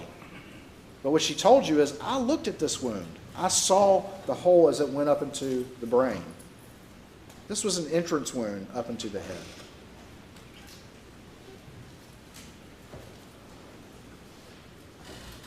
Instantly fatal and terminal collapse. The wrist wound could have been an extraneous wound, or it could be associated with this. Third rifle injury, and then of course the fourth rifle injury to the back of the head that had the canyon effect. Would have been instantly fatal, except for the fact that this one, there has to be some clearance for that third shot to come up. Again, manner of death is homicide.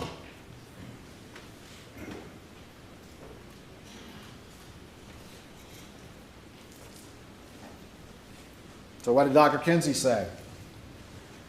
Again, he took issue with an expert coming in and trying to tell you that he can determine the location or the height of the shooter in this manner. He told you the cardboard, that cannot be relied upon. And while he did agree with the angle on the doghouse, he showed you how changing the aspect of the shooter could easily fit with Alec. And that it is too far and way out over its skis to try to assert that you can determine from such information that the shooter had to be 5'2". That's not what you can do. Dr. Kinsey is a crime scene analyst. How many crime scenes did he say he'd done? Hundreds of homicides, thousands of pieces of evidence, real world stuff. That's what he comes and talks about. And you simply can't make those determinations in a real world environment to come in here and try to tell you that from that sort of thing the shooter had to be a particular height. You just can't do it. You can't do it. I submit to you that Dr. Kinsey knows what he's talking about, and Dr. Kinsey has the years of experience in real-world applications of crime scenes to make those judgments. And I also submit to you that Dr. Kinsey isn't going to get out over his skis and try to make assertions to you in absolutes. The guy with the 2 5'2" people refused to even concede the possibility of variables. But Dr. Kinsey knows that that's how reality works, and he's not going to get out of over his skis and try to tell you something that simply cannot be supported by the evidence. And that's what the defense expert did. Do they even have skiing in South Carolina? I'm not sure if that's the right analogy to use right there. The shooter could easily be 6'4" or taller and fit all those bullet trajectories. Of course, one thing that the defense expert didn't consider and wouldn't even consider is all his little gray people are holding the guns down like this. No consideration of kneeling, of sitting, of being in any sort of different position. But the reality is, these are fluid. Maggie is running to her baby. She's moving. And when she gets hit, most likely when she hits her leg against that Polaris, there's biological evidence on that Polaris. And she comes forward and collapses as Alec is moving around her, firing.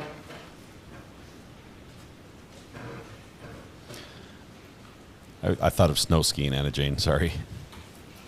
Didn't think water skiing for some reason. They had that expert come in yesterday, and I've kind of mentioned this, but I'll mention it again, who came in, was it yesterday, the day before? Even I've lost track of time at this point. But tried to get out over his skis again and testify to you that it had to be two shooters because there were two guns. And why would you not just use the blackout? Is that opinion helpful or makes sense? Knowing what you know about this case and knowing what you know about the firearms of this particular house and knowing what you know about Alec Murdaugh as you look at the rest of this evidence and what he's trying to manufacture to confuse these issues. Kenny Kinsey told you that it's just as likely that it could be one shooter, and sorry, where's the good?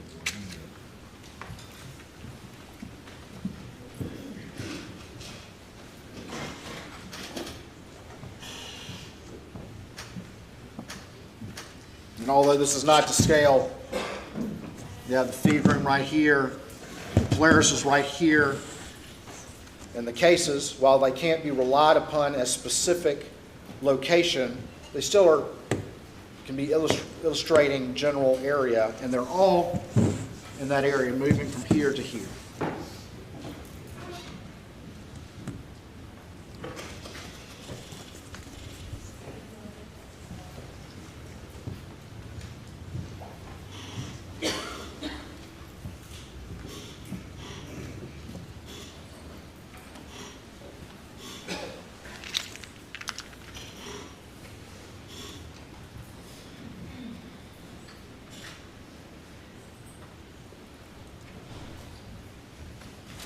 GSR on the defendant's hand and the seatbelt.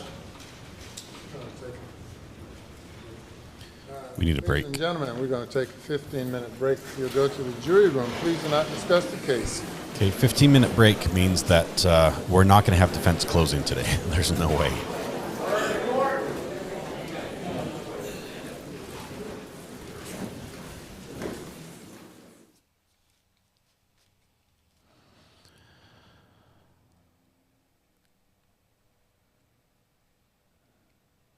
Sorry, we have to be quiet while the jury leaves. Okay, we'll turn the sound effects up for a little bit for 15 minutes. And chirp was the first one that got in. Take a 15-minute recess. Alex needs to stand up when it's his turn to shout, "I didn't do this crazy stuff," and sit down. Boom, says Ivan. If I were a juror, I'd take those 15 minutes to run away. You can't run from jury duty, Wendy. They'll send the bailiffs after you. Let's see. When do you go over the top of the ski? Don't you fall? I believe that's, yeah, imagine leaning too far forward. You're talking about stuff that is not relevant. Let no dead horse go unbeaten. Are we going to address subject matter jurisdiction? I think the horse one is the best sound effect for today. A judge would have limited time for each closing.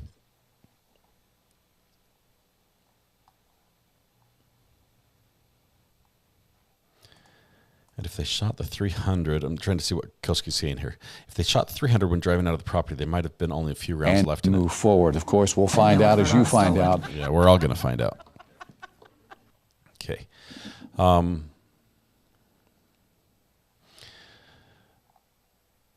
Horse is the best. I agree. Looks like we've had a couple of gifted memberships in there. I'm trying not to talk over the testimony or the closing statements, even though 3 hours of not talking is rough for me. Little Miss gifted a membership. Thank you so much, Little Miss. Appreciate that. And let's see who got it. It was a JREPTX. Congratulations. Also, we had one just before that where Rhonda gifted a membership and it went to Exploited Innocence. Congratulations, Exploited Innocence, and thank you very much, Rhonda. Also, My Dog Murray changed the color of the courthouse. Looks good, My Dog Murray. Thank you very much for your support. I'm curious, listening to the inputs of Nicole and Matthew as well.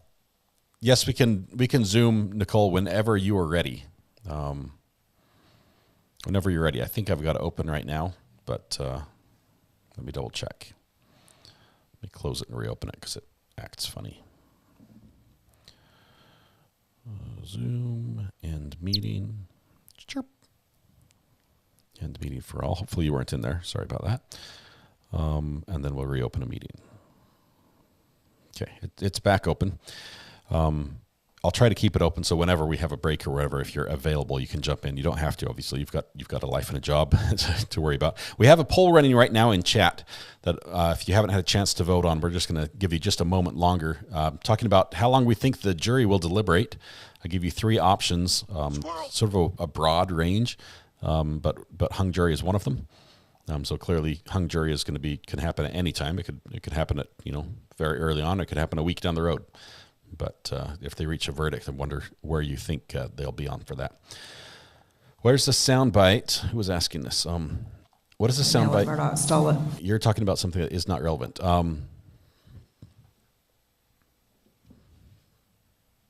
Judge Manning. Judge Manning is that soundbite, the not relevant one.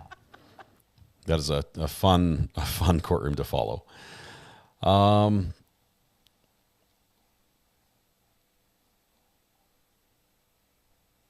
It's not good. Defense will have more time to prepare for closing. I'm okay with that, Michelle. I think that the defendant, while the state has a responsibility of proving proving the case, the defendant should have a fair shot at defense, and I don't have a problem with them getting extra time to prepare. They've had plenty of time to prepare, but this last bit of testimony, the way it's presented, I think it's very difficult to just present it on the fly and just suddenly come up with answers to everything that Creighton presents. So I'm fine with him having overnight. If Jim shows up and he hasn't slept at all last night, that's cool. As long as he's able to present what he wants. After the defense closing, then the state gets to go again. Yes, and I think that one is going to be fiery. The second one's going to be really fiery.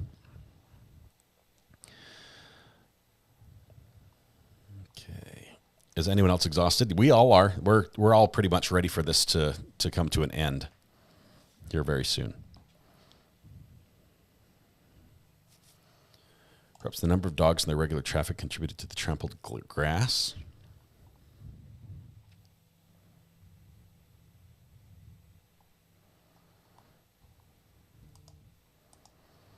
Let's see. Have I heard from Abby UK? I have. She was here, I think yesterday, maybe this morning. With the top let down and the sunshine shinin'. Cowboy, baby, ride at night 'cause I sleep all day. Cowboy, baby saluting face tumbler glass red heart hands with light skin tone pressed together cigarette I love you hand gesture with light skin tone. I think that's more Kid Rock. Cowboy baby. Is that, I can't sing that song, but.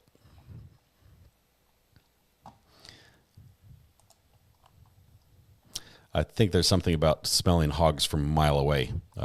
Probably talking about hog hunting in that song as well, if I remember the reference. Will Buster get out of Dodge when Alec goes to prison? I don't know. That would be interesting to find out what his plans are. Why did they choose him to give the closing? The judge said they wouldn't let him split. Harpootlian wanted them to sort of like tag team the closing arguments, and he said, no, you get one shot at this. I think it's going to be Jim tomorrow. The attorneys are exhausted. I'm only watching. They're going to have a nice long break when this is over. A good break. Prosecutor has such an ego, I'm sure he insisted on arguing. Yeah, I agree. But he's also the top dog there, right? That is Kid Rock. I got it right. Yay. I'm 100% so far on my music trivia for today. Rebuttal's going to be fire. I agree. The voice saying skin tone makes my skin crawl, says Charlie Peterson. I wish that it would be a little quicker with the emojis. Just like skull, skull, skull would be, what you just said there. They call that an I love you hand gesture. Samantha Terry says, call me Pickles only for RA. I do mod on another channel, but it conflicts with this channel, so I'll be here. It's awesome to have you here, Samantha Terry. I do hope it's Jim. I think Jim will do a good job. I think he's got it in him to do a good close. He can make a good argument. I think we're going to see a better presentation than what he's done, and a lot of the cross, especially with the rebuttal witnesses and stuff. It seemed like he's done this sort of like I'm confused type approach, which wasn't very convincing. This is from 2021. Footage here that's being shared on WTLX. Blue lights in a Suburban. This must be Alec's vehicle.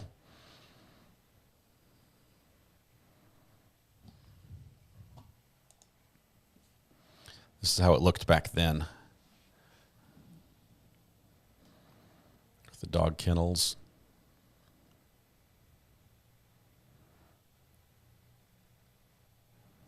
There's the feed room door.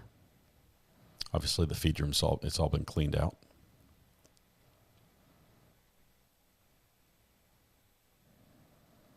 This Cash's kennel. Here's the main house. Oh, how cute. Something Buster made in school. And I'm not sure what the bike's for. Now we're just on B-roll. Now the photographer's just like, hey, look at this pretty shot I can get. More pictures of the main house.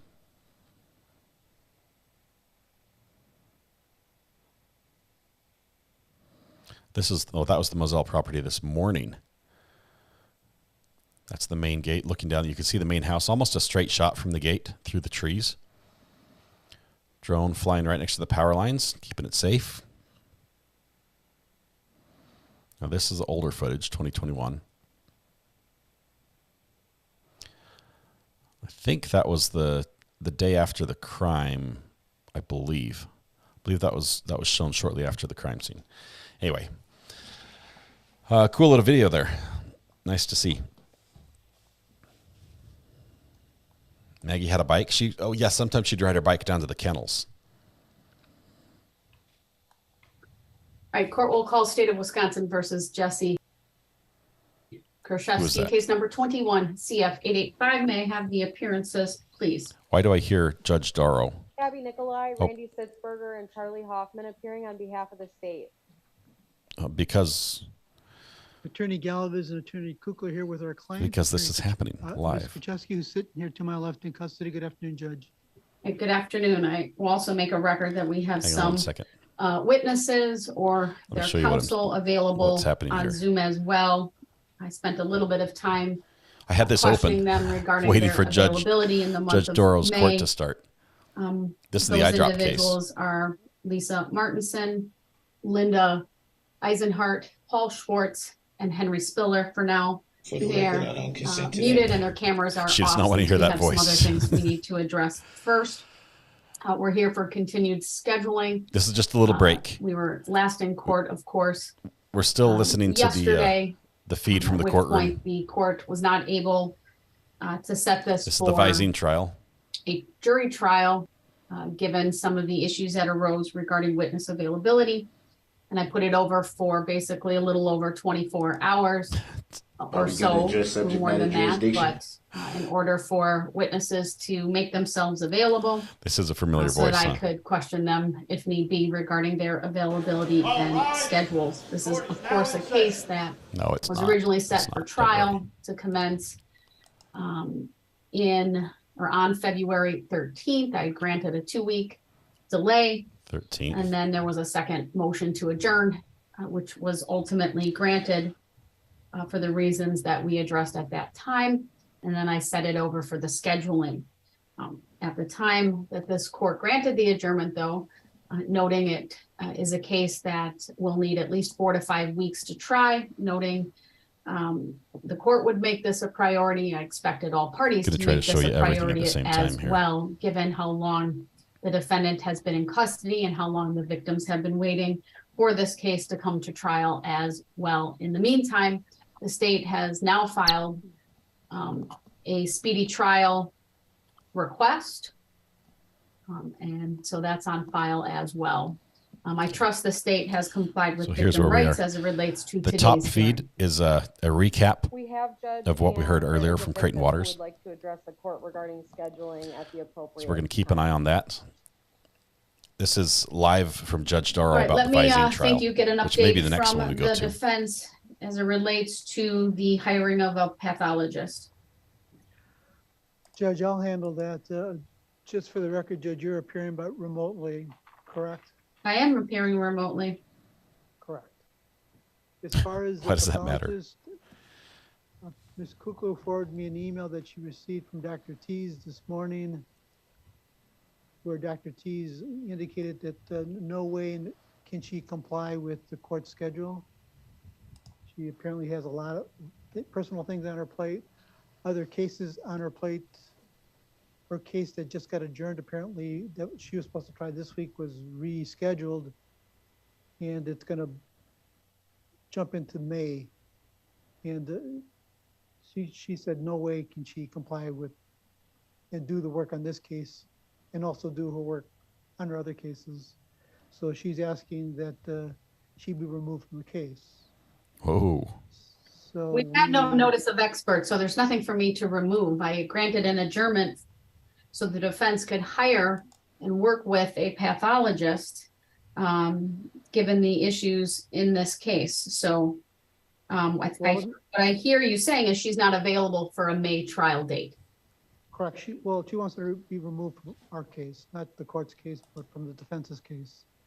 So we're inclined to meet her wishes because she indicated that because of her age and the age of her husband, she's just got too many other problems on her plate to deal with this and comply with the May court date.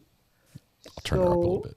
When I received that email message, I started searching for another pathologist, now knowing that the public defender's office is going to fund it. Judge Darrow's feed is straight from her courtroom. She sends me a link to everything she does. A pathologist out of Minnesota. Her name is Carol Thomas. Waters is not finished. We're just on a break. Medical ME from Minnesota, and she indicated that she could jump on this case. I told her that the issue with the case is the court wants this case tried sooner rather than later, May, possibly no later than the first week of September. She indicated that she could get everything done as far as a review of the case and a report, but it would take her at least 2 months to get her report done. But she would make herself available to testify. I'm not a camel. She's hoping that she could get as much time as possible. Judge is really loud. To testify. She was supposed to send me her schedule. I just only was able to confirm her getting on the case like 1 o'clock this afternoon. She was supposed to send me her CV along with her schedule from May till September, first week of September. I've been checking my email. I have yet to receive it. She indicated to me that she would had to leave her office at 1 o'clock and would get back to me when she got back to her office. So That's the update on the pathologist. Okay, it sounds like the Visine trial is going to get pushed out quite a ways. That's what we're hearing. We're just listening to Judge Dora right now. Yes, I've got All right, connections. thank you. I'll hear from the victim. If you could let me know who they are pursuant to the victim identification key or the relationship. First, Attorney Nicolai. This is the victim of count 3, Judge. Okay. In the key, do you have that? Do we have a? No, he is not. Is this a different trial? Identified in the key because he's not named in the complaint. Different victims? I think this is not the Visine trial then. This is just something else that Judge Dora is working on. Of victim A's estate.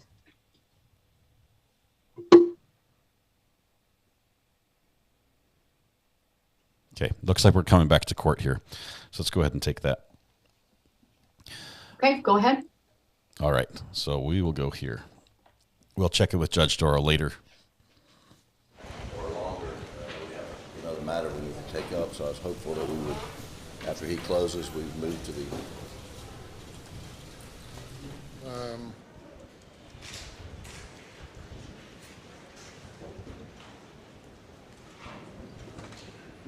And what do you want me, what do you want to ask me? Well, I was just curious as, I was letting the court. Well, I don't know.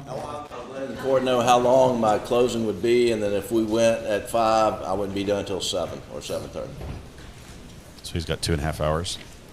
And Jim will be closing right there. You'll have an opportunity to fully argue during a time where the jury's attention span won't be frayed. That means we're taking a break right after Creighton's done. And Your Honor, are you considering dealing with that other matter if we, for instance, adjourn? I think yes. Okay, because I think the Attorney General's thinking he's going to be done in about 45 minutes, but Never less than that, yeah. or longer. Creighton hates. Thank you, Your Honor. Okay. They don't like each other. I'm going to go ahead and close the poll out. Did you say you'll be done in how many minutes, or do you know? I think less than 30, Your Honor. Less than 30. I thought I heard 4 or 5. Creighton's going to start it, or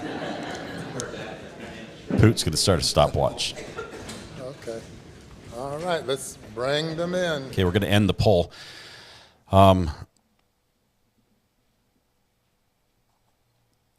Let's see. It's a visible case. Multiples. Rachel, do you want a link for where I get Judge Dora's feed? I can give that to you if you want. She's allowed me to share that with you. Give me just 1 second. You'll have to dig just a little bit because it takes some work. But hold on. Okay, so I just linked, Rachel, I just put in chat the link right here. Wisconsin courts, they televise most of their courts by default. It is a Zoom type link. You'll have to go in there. You'll have to find Waukesha County and they go to, I think it's, what is it? Court, branch 2, I think is Judge Dora's court. But that is just a quick link to anything she's doing. If Zoom's on, it'll be there every time. But jury's coming in here. Awesome. Okay, thank you. You're welcome. May proceed. Thank you, Your Honor. May I please the court? Sir.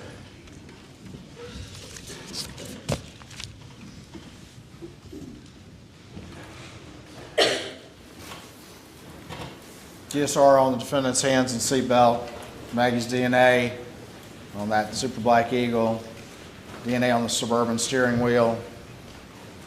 No All of DNA which could be or blood accomplished by him floorboards.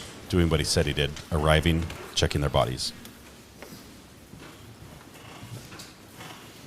And by picking up the gun for self-defense from the house. Showing y'all state 7. That's the how you doing comment. And the second officer walks up, how you doing? This is weird. This does seem out of place if you watch this video. States 5. Also from the body cam.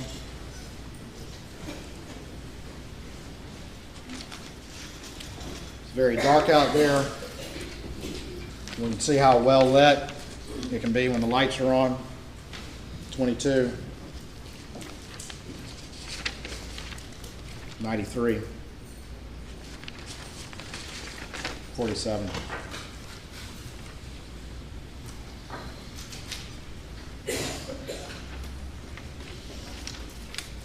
It's a good song, Richard. Love that one. Creighton is back in the saddle again for part 3 of his closing. Part 3 of book 1. I'm almost done. Why is everyone looking at the door? Talk finally a little bit more about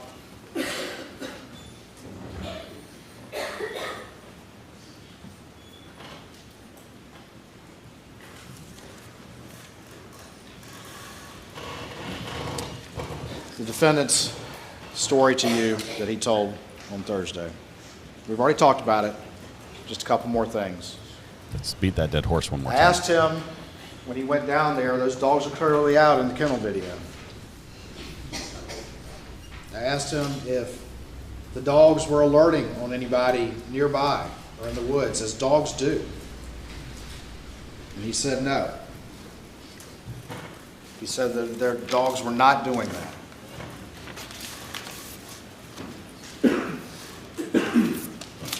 You heard about Jennifer, the fact that he we're going to play changed Twister. Clothes. All of us, Twister. You also heard testimony that his clothes smelled fresh and like laundry. See again, manufacturing this scene. You heard from his law partners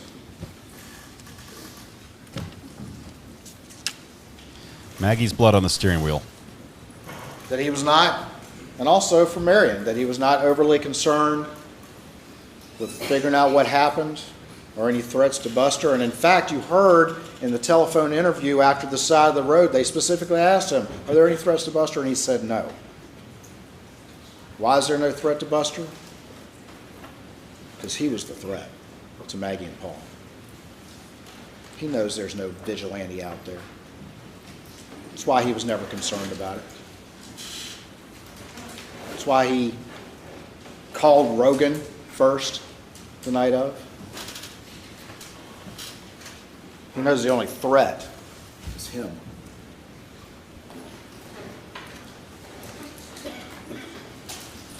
I asked him if he could remember lying to all of those close to him, people that he trusted, that he stole from. He couldn't detail one single conversation. He couldn't remember his last conversation at the kennels.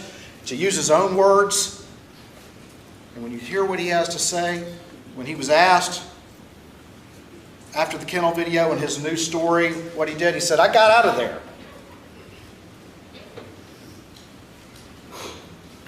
He's got that photographic memory, but can't remember what he was doing when he was his most active on that day. He didn't say, if only I had been there. If only I had gone to the kennels. If only I could have stopped it. If only I had been there a little longer. He says, I got out of there.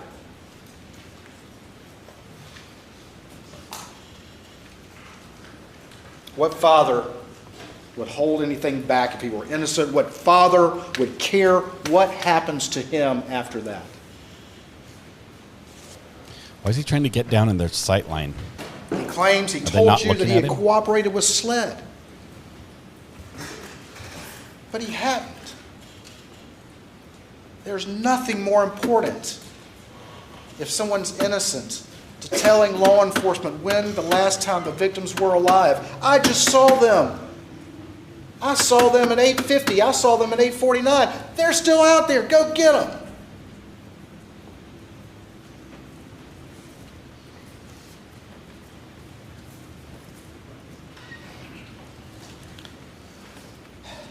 He mentioned paranoia and tried to convince you that there was paranoia about some case 10 years ago, and he confused David Owen with David Williams.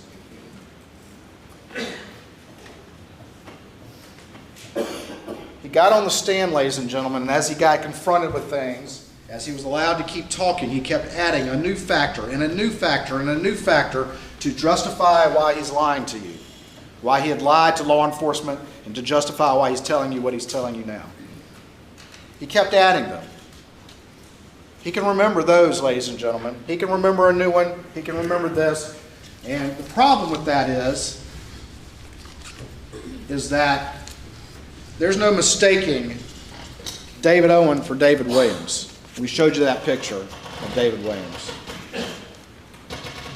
This is a man who rides around with a badge in his windshield, who had blue lights installed on his private vehicle. And if you need any proof that he makes up lies and is very convincing with them and makes them up on the fly,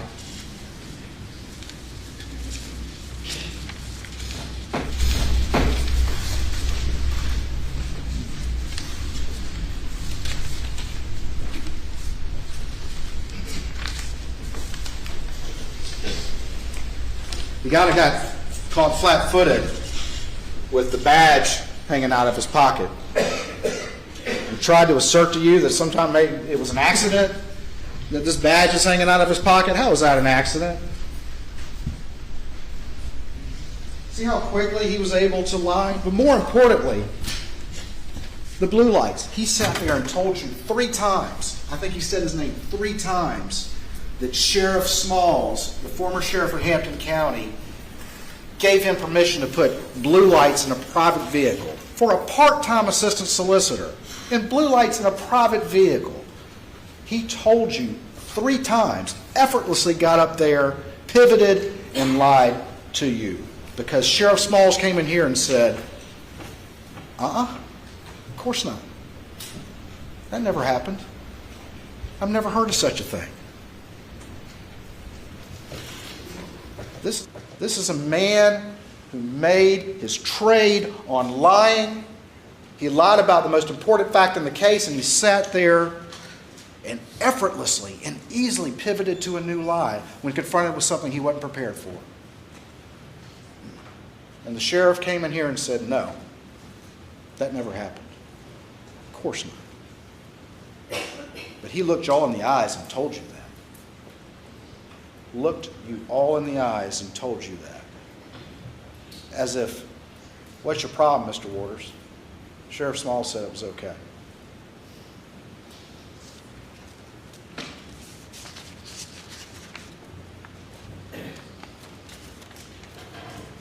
Tries to tell you that he was paranoid about having a bag of pills in his pocket.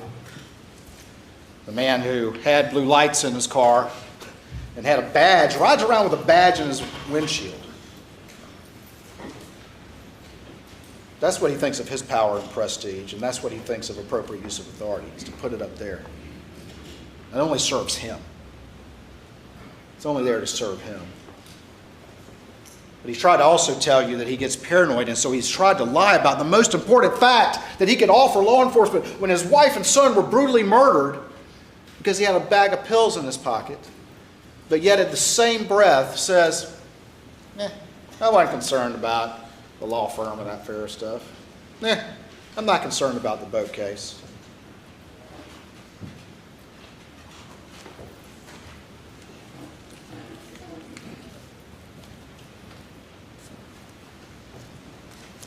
Why would he lie about that time unless he's manufacturing an alibi? And that's just why it took him only 19 seconds to call 911, because he knew what he was going to find out there. This has all been constructed by him to try to confuse the situation.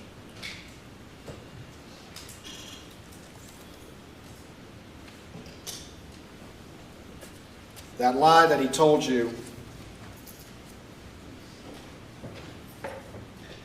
he tried to make it seem like he'd been trying to tell this, but he also admitted on the stand that, and as did his brother, that his own brothers heard it for the first time last week.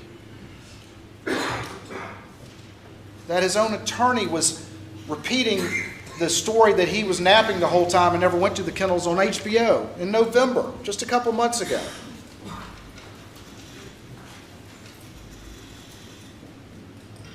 A lot of people lie, ladies and gentlemen.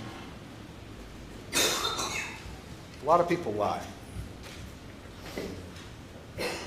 when it's really It's like you went on important. HBO. Something like this brutal murder, most people are going to come clean about a bag of pills. But why do people lie? People lie because they knew they did something wrong. That's why he lied, ladies and gentlemen. And just like always, when confronted with new evidence that he no longer can deny, he backtracks, he pivots, and he tells a new story from that stand and looks you all in the eye. And then when new evidence comes up on cross, he backtracks and he pivots and he tells another new lie. And I'm sure if he could get up there again, he'd be telling, well, let me rephrase that. He said so many witnesses are lying on him. They're all lying on him. But the one thing we know is a constant is that he lied to them. Mark Tinsley's lying. Jeannie Seckinger's lying. Shelley Smith is lying. Blanca's lying. Everybody's lying on the master liar. Yeah, that's a hard sell.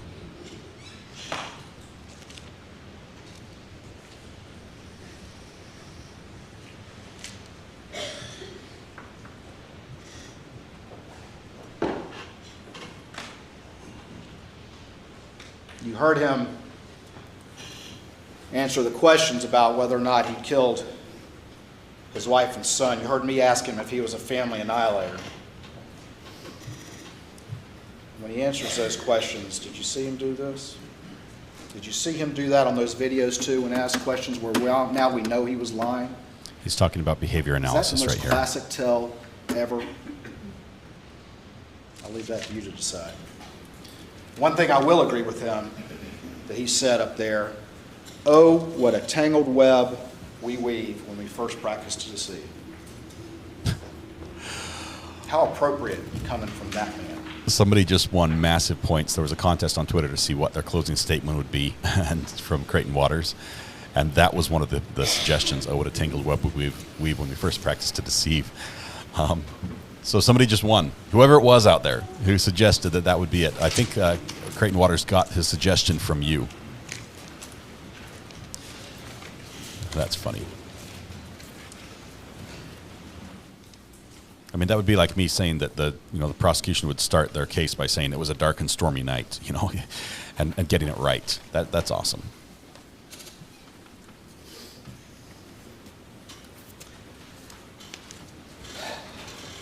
This man is trying to sell you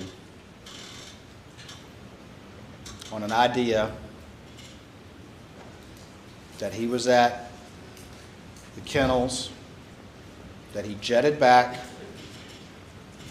that he went inside so quickly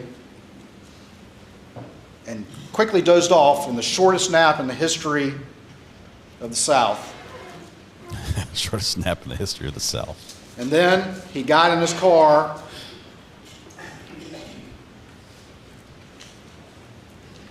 just seconds after these supposed vigilantes. These vigilantes that apparently are 5'2", that knew somehow that Paul and Maggie would be both at Moselle on the evening of June 7th between 8:44 and 9:02, that also knew that they would be alone at this time.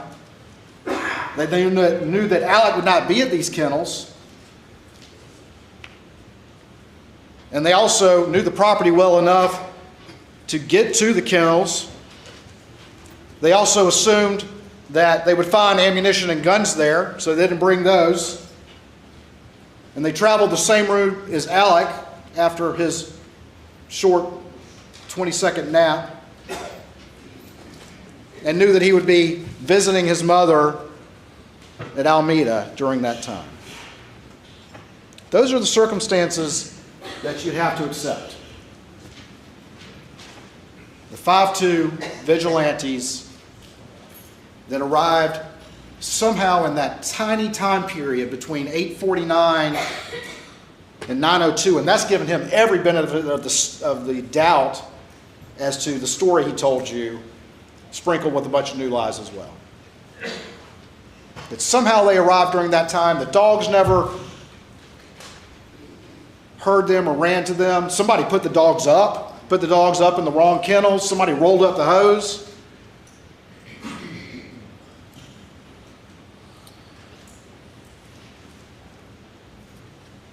And these vigilantes were just lucky enough to find these family weapons there.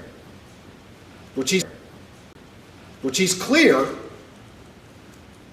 on the other side of it that he says we're never there. He's so clear. Oh, we never had the blackout. We never rode around with the blackout.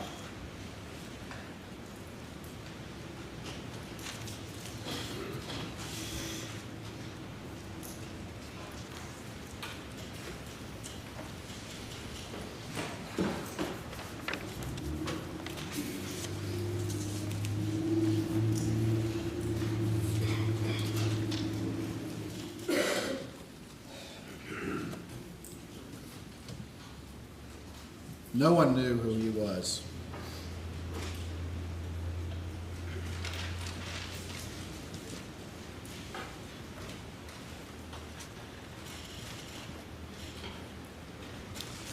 No one knew who this man was.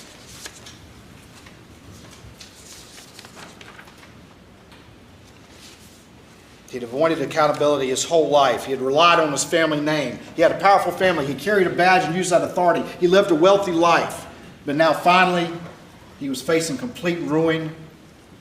His father, who he idolized, who I worked with on occasion, was dying. His son was facing charges for the boat case. He was facing a civil action that not only could potentially ruin him, but expose the reality of what he'd been doing for years. He had an opiate addiction. The entire illusion of his life was about to be altered. He couldn't live for that. He's the kind of person for which shame is an extraordinary provocation.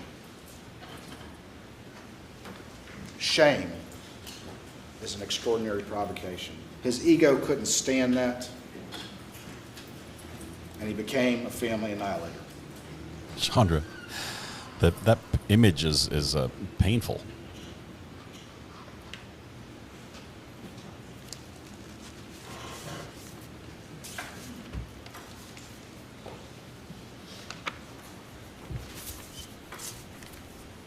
And I was thinking,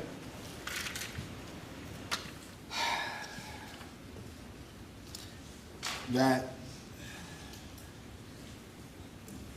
people who get the last word in this courtroom are y'all. And a lot of witnesses have testified over the last 6 weeks, but there's a couple that never get to testify but are important, and that's common sense and human nature.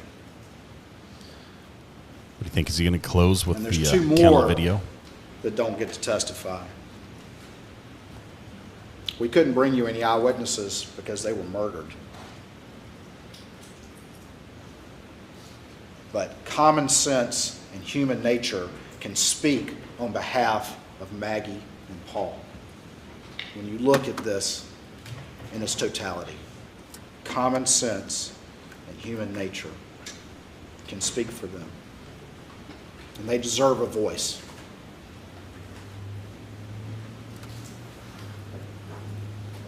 Everything he did was meant to try to frustrate the forensics as a lawyer and a prosecutor with the 2 guns and the manufactured alibi, and not taking his phone down to the scene, deleting call logs, making short phone calls, bringing up the boat case, moving Maggie's phone, changing clothes, looking at Paul's phone, calling Rogan, or trying to call Rogan. One man controlled this crime scene initially, and that was Ellen.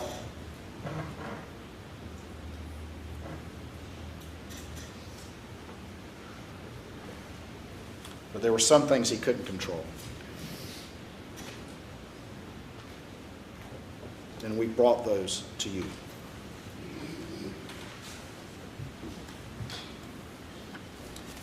A couple things that the defendant said that I agree with. He said, whoever did this had anger in his heart. Whoever did this planned it for a long time. that he hurt the ones who were closest to him.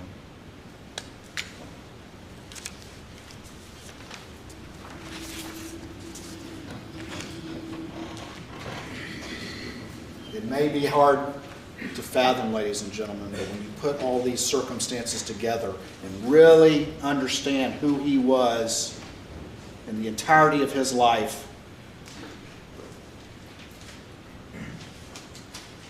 and the pressures that he was facing from what he had been doing for so long,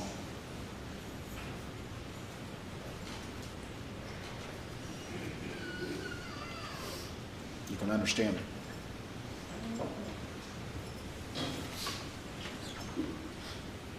There was one mistake, though, he didn't expect. And this is why he was worried about Paul's phone. This is why he's trying to get in touch with Rogan. And it was that kennel video that came up late in the investigation. And one of the things I asked him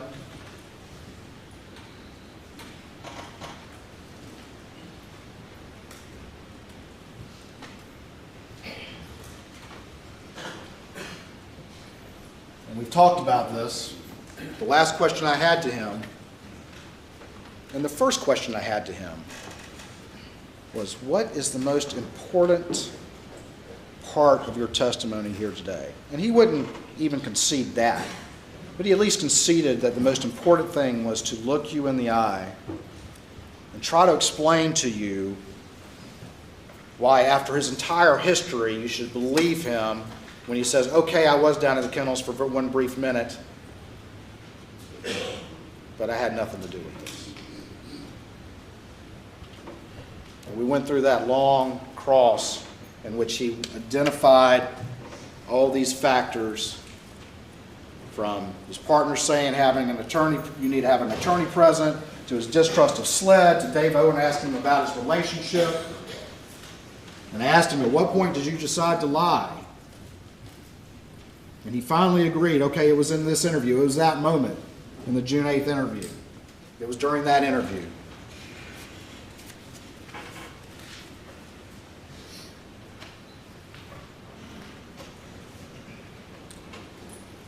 But in his 911 call, ladies and gentlemen, at 10:06, when he was asked when he last saw them, he said an hour and a half, and then changed it to approximately 2 hours. Consistent with what he would later say. Before any of those factors that he sat there and ran through with y'all as the reason for his decision even ever existed. And if that's not enough, ladies and gentlemen, you saw, and I played it for him, Daniel Green's body cam, where he was asked the same question.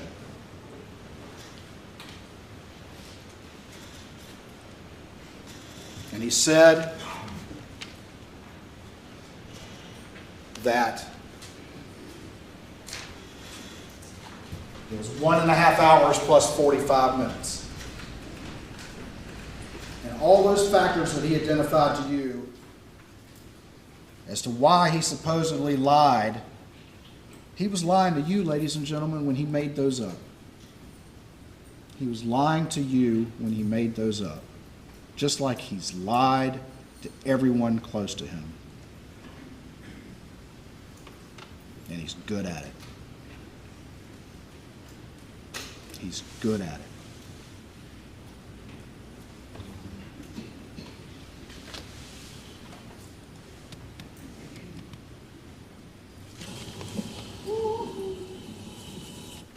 Kennel video closing.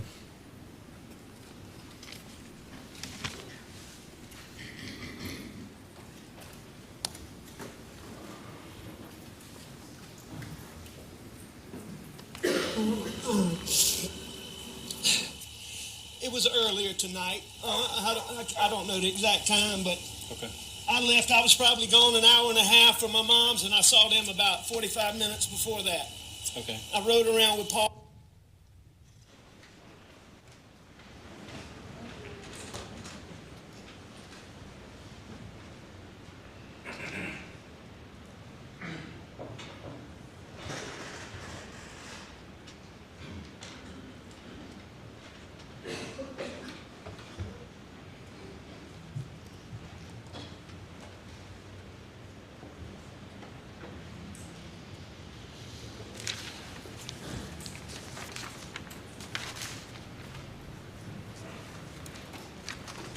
motive, the means, the opportunity, and ample evidence of guilty conduct and guilty conscience.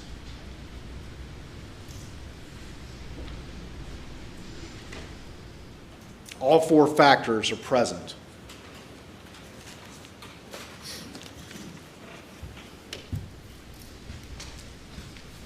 And Maggie and Paul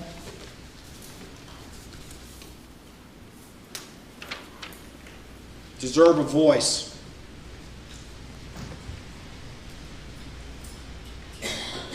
They need a voice because they can no longer speak. And this has been a tough job,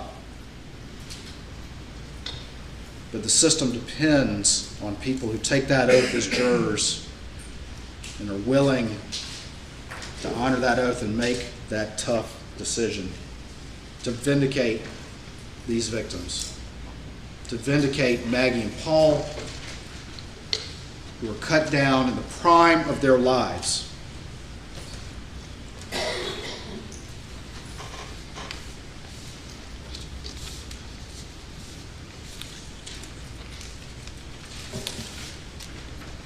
This is a sealed exhibit.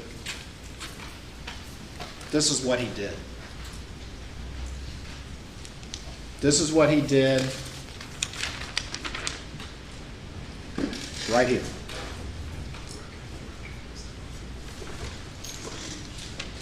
Everyone's scrambling for the pizza boxes.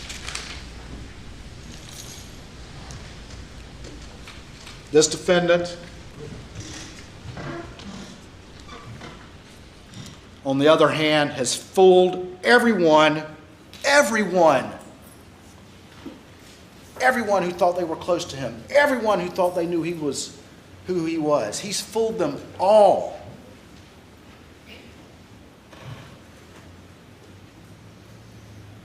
And he fooled Maggie and Paul too. And they paid for it with their lives. Don't let him fool you too. On behalf of the state of South Carolina, I ask you to return a verdict of guilty against the defendant, Richard Alexander Murdaugh, for the murder of his wife, Maggie, and his son, Paul, and for his possession of firearms during the commission of those malicious offenses. Thank y'all for your attention during this long trial.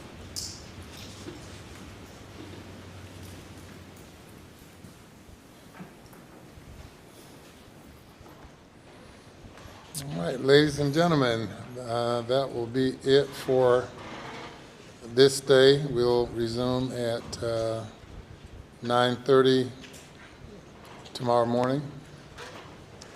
If you go to the jury room, and you'll be dismissed in just a few minutes from the jury room. And please do not discuss the case at all with anyone, including your fellow jurors.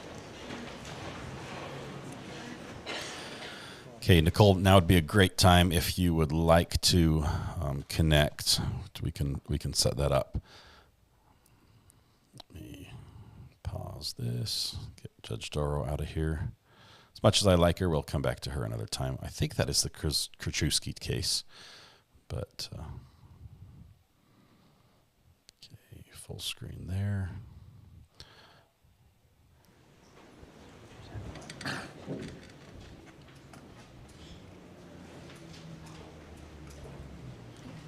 We'll recess until 9:30 tomorrow morning, except for the matter that we will address in chambers with counsel. Ooh, something juicy. Is that Nancy Grace poking her head out into the aisle there? I can't tell who it was. There's a matter to be addressed in chambers. Judge grabs his phone. I should do a still shot and see if he was like surfing Facebook or something. Oh, what was on his phone there? Because the screen was lit. I could probably see it. That is He has basically gotten on the witness stand. There we go. Okay.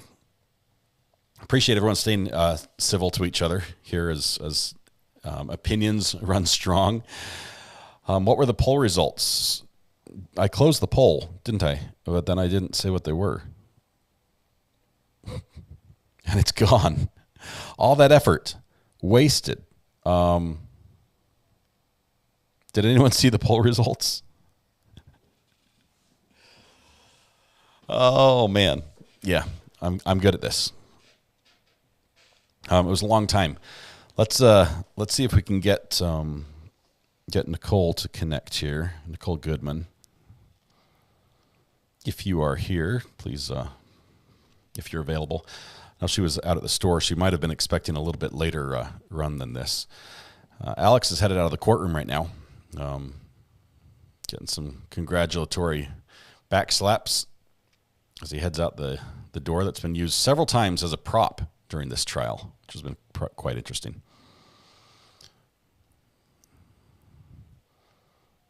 There's the family. Buster's headed out. Relevant. Alex stole it. John Marvin's there. Lots of peeps hanging around the door waiting for them to open the gates and let everyone leave. Everyone sort of tries to rush to be over there by the door because the family sort of gets out first. She said just a couple of minutes and she'll be on. Okay, sounds good. How come every time you put a poll up, it won't show the last option at the bottom? You've got to be able to scroll down for some reason. When I put 4 options on there, you have to scroll down to see the other option. It's sort of weird that way.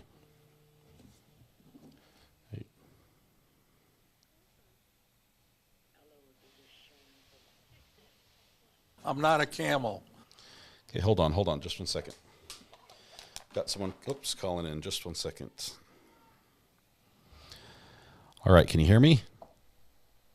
I can hear you. Can you hear me? I can. Give me your name one more time. It's Shane from Ireland. Shane from Ireland. It's good to hear your voice. I give Waters a job stocking seltzer. How are you doing? I'm doing great. What do you think now that we're almost done with the closing statements? How's this? Oh my God! Well, it's one hell of a trial. It just goes down a rabbit hole of peeling off the next layer, and whoa, there's something else going on. It's just the most amazing trial I've ever sat through, or one of those. And there are just so many layers to this.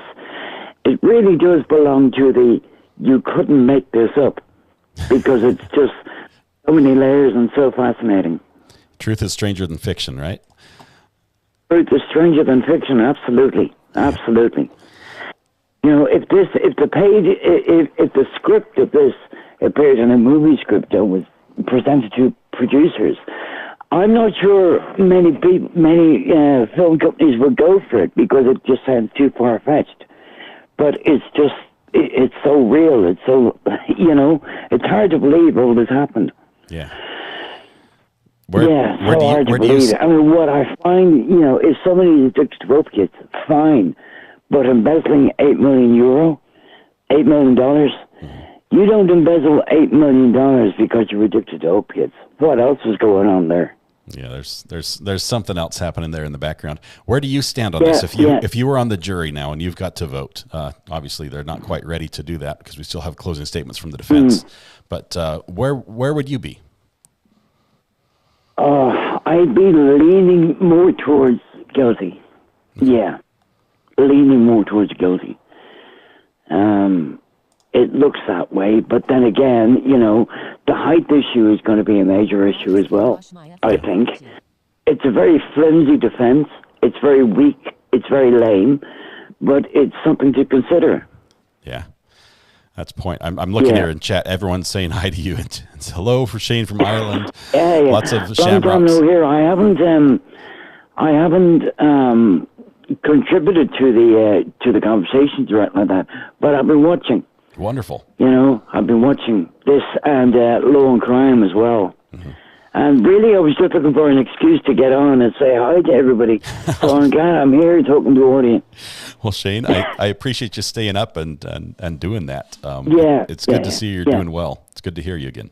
Yeah, I'm doing great. And somebody just flashed up a message a moment ago, Linda, who said greetings from Emerald Isle. I don't know if Linda is in the Emerald Isle, but if you are, hello there, you back. Wonderful. Shane, thank you very much. Okay. Appreciate it. Good to hear you. No problem. Good to talk to you again, Scott. Yep, we'll see And you. I'll talk to you soon, okay? All right. Bye-bye. Okay, see you, buddy. Bye. It's good to hear Shane's voice again. Saw that number come in from overseas. I'm like, hey, that's awesome. Ask Shane where he's been. He's been lurking. He's been listening. A lot of people lurk. It takes a lot of time to be in chat. Hey. I see Nicole just popped up. Oh, you got this time. Okay, let me see what I need to do to fix the chat or fix the video so it's just you and not me in there. You can't see me for some reason, and I don't know why. In Zoom. Did you hit stop video for a reason? It should be showing a video from. Well, let me replug in this. Just 1 second. I don't think I'll lose you by doing this. Forgive. If you do, I'll just dial back. It's not a big deal. No, you're good. I've got you. I just want to make sure you have a feed going back to you. Yeah, I see a key. I did see a key. Oh, it was your metal detector. That's what it was. Okay. All right. You're not supposed to see that. That's not what we're trying to show you. That's behind the curtain. Well, I'm just going to stop my video and just let it be you. Is that all right? Okay. You know what? I think I might know what the problem is. Hold on. No, it's not generating a video on my end. I can't see my own video in Zoom, so I'll have to figure something out. All right. Let me end and I'll log back in. I think it's my side because it was having this problem before you connected. Mine shows share screen, so maybe I did something. Maybe I'm sharing screen. Hang on. I'm going to turn it off.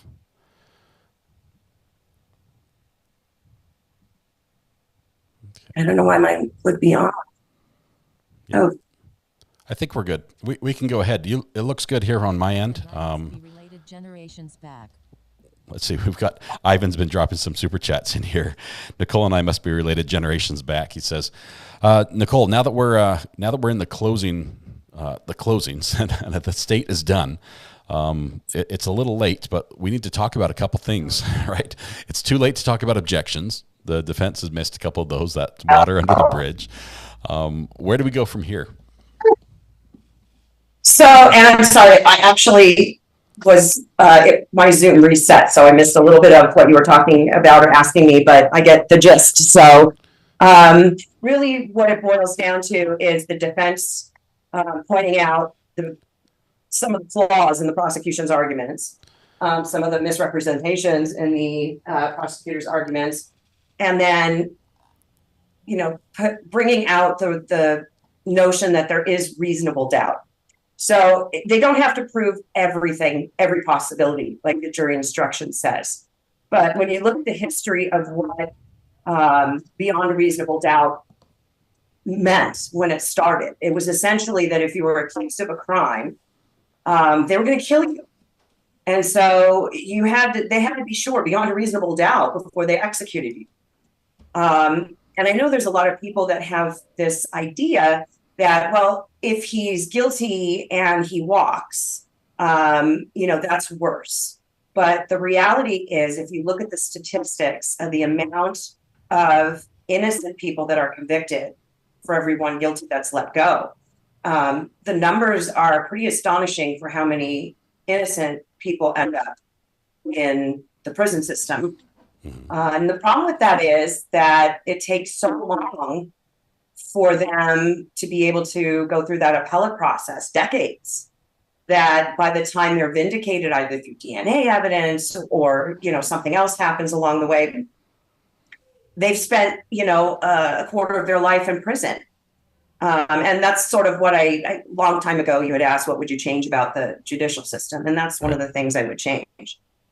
But if you're looking at this case, so reasonable doubt is, in this case, they have to prove every well, first of all, let me step back for a second. The state has to prove every element of the crime beyond a reasonable doubt, not the whole crime, like not all of it at once. It's each element. So if they fail to, prove one of the elements, for example, opportunity, which is the big one in this case. Right.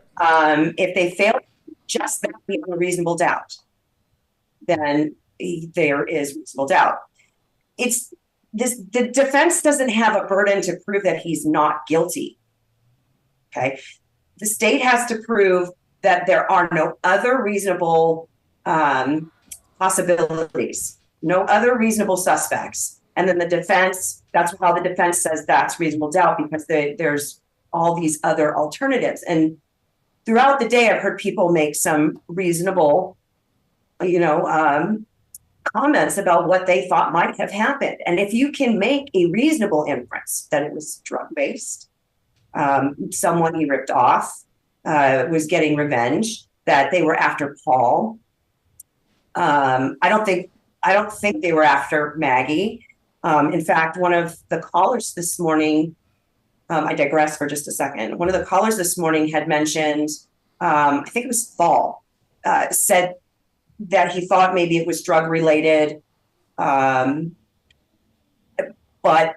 the way that it was presented was that Alex was present and saw what happened. I think a couple of people have mentioned that. Right.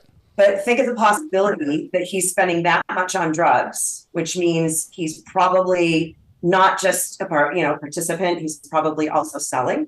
Mm-hmm. And if Paul ran his mouth, or Paul had something to do with it at all, or even if they just upset somebody, if they thought because Paul was going to be convicted in the boat case, or because of the boat case and depositions, that, somebody's identity might be revealed. If there's, again, this is off on a tangent, but if there's corruption and maybe one or two of the sheriffs is involved in it, which, by the way, is a lot more common than people think. Under those type of scenarios, if Paul is the target and Maggie told everybody she was not supposed to be there, not that she was supposed to be there, she had told everybody she was going to go with him to his mom's. Okay. Then you can see maybe that's a reasonable possibility. Maybe somebody was targeting Paul. She happened to be there. Maybe it is related to the boat case. Did the prosecution prove beyond a reasonable doubt that there's no chance that anybody involved, either in the boat case, the financial crimes, or the drugs, had anything to do with it? The only testimony I remembered was that they interviewed, quote, hundreds and hundreds of people. I don't ever remember any investigator saying we've eliminated every other potential suspect and looked at all alternate possibilities before we came to the conclusion it could only be him. Yeah, they did spend a lot of time saying that he was included in the circle and he was included, but they didn't talk about anything else excluding other people. That was very little time was spent on that. Right, and they didn't say who else was included in the circle, and if those people were in the circle, if they were cleared. He just kind of focused on the whole trial has sort of been a focus with Alex being at the center instead of, what it should be. It's not about his financial crimes. It's not about his lies. And I would pretty much guarantee that 90% of the people who've been pulled over by law enforcement for speeding or some other traffic violation have said something along the lines of, I don't know why you pulled me over. I wasn't speeding. That's lying to law enforcement. Yep. So, people do that. And the other thing that you notice is the way in which the state is presenting the case. It's almost in sort of I don't want to say a twisted way, but obviously lawyers' jobs are to tell a story. But if the state has such a strong case, why is the state making comments like Alex testified David Wilson was the person he was referring to? He never said that. He just said David. I'm not going to say his last name. So, it seems like there's a little bit of gamesmanship on the state side. But in the end, the point is that if to only the evidence and not looking at the Netflix documentary and all of that stuff, If you can say that there are reasonable other, explanations for what happened, even that there were two shooters, that's reasonable doubt. And if the defense is smart, they're going to end their case by, pointing out that the state's witness said there could have been two shooters. And if there could have been two shooters, that's reasonable doubt, because the state's suggestion is he's the only shooter, not he was one of maybe two. He did this all himself. And when he was arguing the timeline, that's when it started to fall apart. He's saying he had time to shoot Paul, switch guns, jump on a golf cart, run over Maggie, shoot Maggie, get rid of the guns, take a shower, remove all forensic evidence from his home, because they did search the drains, clean himself up, wash and dry his clothes because they smelled fresh, and then make it to where he needed to be made. Or is it more likely that maybe their phone usage stopped if somebody came on scene holding a weapon and they were not prepared and therefore unarmed and standing with their arms up for a period of time? They could have been held at gunpoint for all we know. The point is, I just don't think the state's done a good enough job eliminating reasonable possibilities. Well, we've got once the defense finishes with their closing, however that goes, and we can talk about Waters' closing in just a minute. But once the defense finishes, the judge is going to give some jury instructions, and those jury instructions are pretty crucial. But in them, I've got the template from South Carolina, and it's going to address things. It's going to say the term reasonable doubt should be given its plain and ordinary meaning, that a reasonable doubt is the kind of doubt that would cause a reasonable person to hesitate to act. So we've got people who are saying, I think he's guilty, but I think they'll be hung guilty, or a hung jury. I think that it could be argued that reasonable doubt, if they are willing to say, I would vote guilty, but I think they won't. If you would be willing to act and vote guilty, is that beyond reasonable doubt? Right. If you're willing to vote only on what is been in the trial, then you have to be willing to say it's not he probably did it and therefore he's guilty. It's he did it. There's no other reasonable explanation. If you are not, the way I would put it is go back to olden times. If you're not willing to pull the trigger, if he was sentenced to death based on what you heard, then there's reasonable doubt. Yeah. You have to be 100% sure that, not 100% sure, it has to be with enough certainty, not probability. Right. It's certainty. That's really what it boils down to. Yeah. It goes on to say, proof beyond a reasonable doubt is proof that leaves you firmly convinced of the defendant's guilt. There are very few things in this world that we know with absolute certainty. In criminal cases, the law does not require that proof that overcomes every possible doubt. The law does not require that.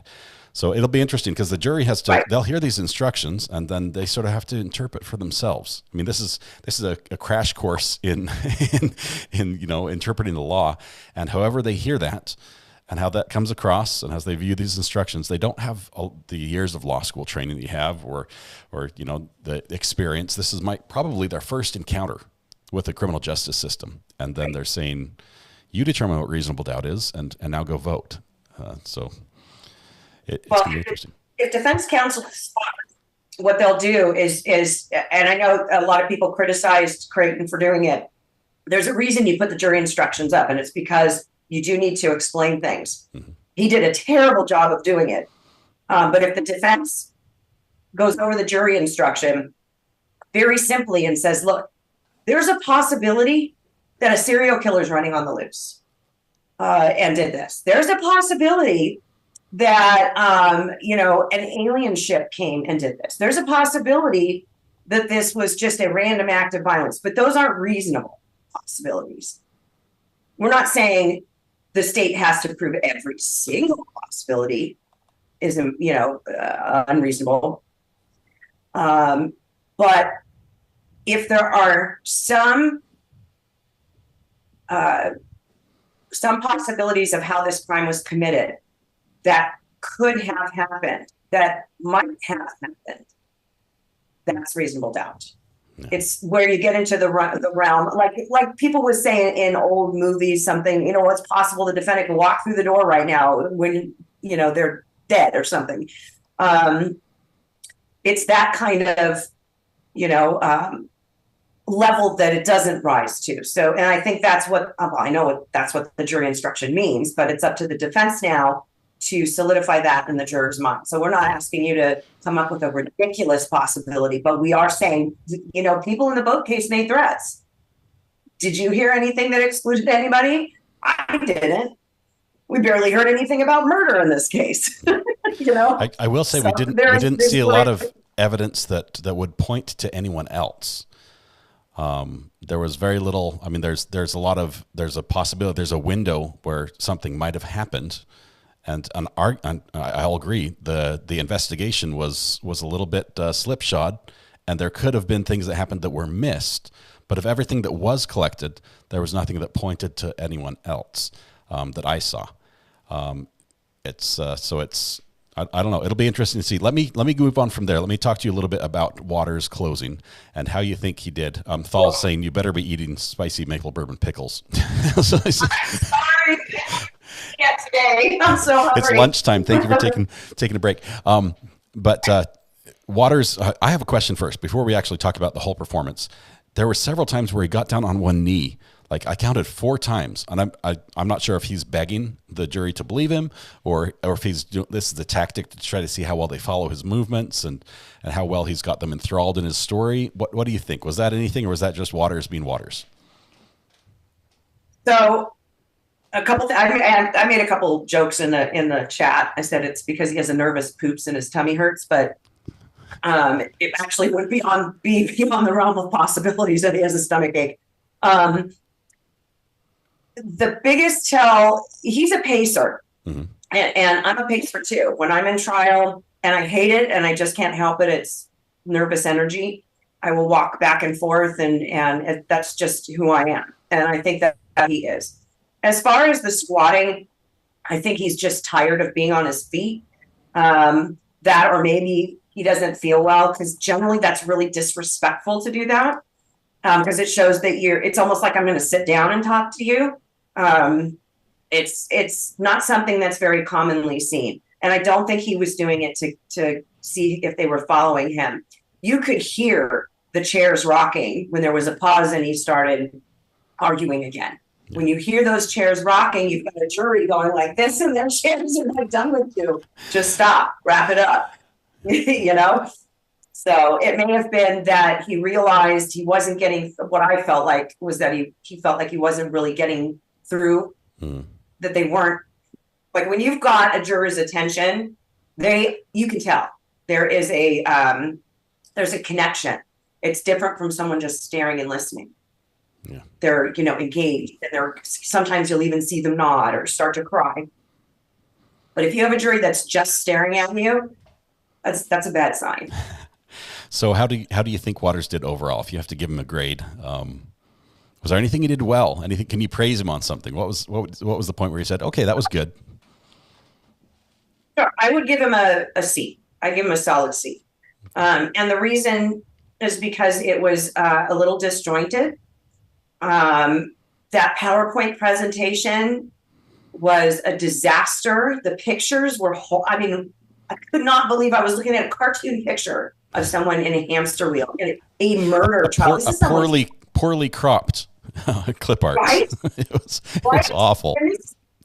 And that's what is so shocking. This is somebody's freedom. Their life is going to be taken away from them, and it's based on a very little amount of evidence. Circumstantial evidence is good. I'm not saying it's not good. But that was just completely disrespectful, as was putting up, the disgusting autopsy photos, or, doing that for shock value to try to upset the jury to hate him. It seems like, and I think I keep miscalling the prosecutor. Is he Waters, or was it Creighton who was arguing? Or is his name Creighton Waters? First name's Creighton, last name's Waters. Yeah, so you're right. Okay. So Mr. Waters is genuinely passionate, which is excellent. Mhm. But his passion was directed at his hatred towards Alex Murdaugh instead of the outrage of the trial. Yeah. And so he was using that hate that he has to fuel his argument. He's a liar and he looked you in the eyes and he did this and he did that. You know, there are ways to do it where your victim is what's most important. He lied to the victims. He lied to the victims. You know, I just got this vibe like he was more angry at Alec. It seemed personal to than he him. was. It seemed like it was a personal thing. I will say that the second part, once he stopped with the PowerPoint, Creighton can do a great presentation. And I think that part was much better, where he's moving, where he's making eye contact. He wasn't reading off the screen or directing them to just bullet points on the screen. That, for me, that was great. I was thinking, this is what we should have had all along. We should have had, you know, this is the Creighton Waters we needed, and probably a little more concise than he gave it. 3+ hours is a long closing. I realized it was a big case. I realized he's got a lot of information, but a lot of that information we covered isn't needed right here in front of the jury. We don't have to rehash every point we made during the trial, every dollar figure, every victim. Exactly. But I have to say, overall, I gave him a higher grade than you did. I'd go with a B. I did, but I'm also leaning to guilty. So we've got different opinions on here, so I might be swayed a little bit. Thal says, question for her: does she think the defense should get up and pull a devil's advocate move, where he says he lied, he stole, he was a bad man, but he didn't kill anybody? Kind of thin. What do you think about that? They usually will say that at some point. That's definitely going to come up. I think the best tactic for the defense is to stand up and, you know, say, pick up the DNA evidence. There's no DNA of Alex Murdaugh anywhere. Throw that in a pile. Pull up the two guns individually. This is not the murder weapon. Put it down. This is not the murder weapon. Put it down. These are the shells. Put it in the good pile. You know, the what points to his guilt and what doesn't. And at the end, you're going to find that the side of evidence that the preponderance of evidence that is not related. But the pile of evidence that is unrelated, that's been shown to the jury to try to convince them that there is evidence, is what the state is doing. And when the state is giving you non-evidence and telling you it's evidence, that's a problem. The only thing the state has is that video. And if you listen to that video, he obviously didn't know it happened. The state has to convince those people that as they're joking about the chicken, within less than 30 seconds, he got 2 weapons, murdered his family, and then had time to get out of there by 9. That had to have happened because they were all laughing and joking. There was no distress in that video that he didn't know was being recorded. Yeah. So if he prefaces each of his statements to law enforcement, like, I think I was here, I'm not sure on my times, that could be a result of the opioid addiction and trauma, which does mess with timelines and memories. I could tell you that there are days where something happens, you know, someone almost hits me with a car and I can't remember that day because it just triggers something. If something like that had happened to him, where he genuinely was not 100% sure of his time, then every little thing that he's done in relation to that time, the state is using as a means to say he's lying about it. Now, he said he lied about it because he was there. But if you really listen to the tapes, he almost didn't. I mean, I think he said he lied about it because he was just like, whatever, I lied about everything. But each one of the interviews, except for, I think there was one where he said he wasn't at the kennels. I take that back. But initially he's like, I don't remember if my times are right. I'm not sure. Why he lied about it, who knows? I mean, it could, like I said, people get pulled over by law enforcement and lie to the police about speeding. Why do you do that? Yeah. I have to say, I mean, this is the first, I didn't know who Alex Murdaugh was before this trial started. Literally, the trial began, and I'm like, which one's the defendant? Okay, that's what I came to this trial with, and so I had nothing to go on. I hadn't watched videos, I hadn't listened to audio tapes. Hearing his voice for the first time happened, a couple of weeks into the trial, when I heard a recording of a jail phone call. But what did stick with me is how many people who are good friends, who are close to him, who, for a lot of years, and people that are in the videos, the family videos and the birthday parties and things, that are basically coming out and saying, I knew him for 34 years. I thought I knew him. He's lied. He fooled me. Okay, I was this close and I was fooled. Right. And then I look at it and say, okay, I'm seeing him for the first time, and he's obviously he's going to be presenting the way he wants to in this scenario. Obviously, it's not fun to sit there on the witness stand, but he's going to give his presentation the way he wants. And am I getting fooled by listening and looking at that? Is he doing the same thing he did to his friends and buddies? And I have a hard time believing anything he said on the stand because of that. Admit, yes, he lied. He's telling the truth now, but why should I believe that? With what we know about him. The instructions say that you can throw out his entire testimony. If a witness lies, you can accept all, part, or none of their testimony as true. It's up to, let's say, for example, you thought he lied about the blue lights, but everything else you thought was truthful. Then you can just exclude that part. It's sort of the same thing. That, like I said, a lot of people do things that necessarily don't make sense, right? You do things, I'm not talking about his financial crimes. I'm just in general, like lying to the police if they're accused of doing something. A lot of people do that. But you also have to remember that when somebody is on trial for murder, they've gone through a process, right? There's been enough evidence and all this other stuff to get them to where they are. Every act they've ever taken, every word, every sentence is going to be picked apart. Whereas, had that not happened, the sentences he said, all of that, none of it would have had the, nefarious, shade on it. Now, as far as him lying to his friends, sure. There's a lot of people that lie to their friends. Just by way of example, think of the families who, the couples in a domestic violence relationship, but out in public, they portray themselves as a happy, loving family. Well, that's lying to everybody, and it's doing it convincingly. Yeah, that happened. Yeah, he stole money, but theft doesn't equate to murder. Mm-hmm. What he wants you to believe is that this man had a history of stealing and lying for financial gain. But otherwise, he was nonviolent his entire life. So he had to mastermind this murder in such a way where it would happen in this tiny window, and he could turn on and off his emotions and all of that without ever being violent in his life before. And that's a tough pill to swallow. Yeah. If you had a propensity for violence or something, but there wasn't a single witness that said the two of them argued or if there was anything wrong. Yeah, every witness, even the ones that said, I didn't know Alec, he lied to me the whole time, testified that the relationship he had with his family was great, that he loved his kids, and he spent time, he'd interrupt a legal deposition to take a phone call from Buster or Paul or, Maggie or, so there's something there, something doesn't fit right? It's like you can't.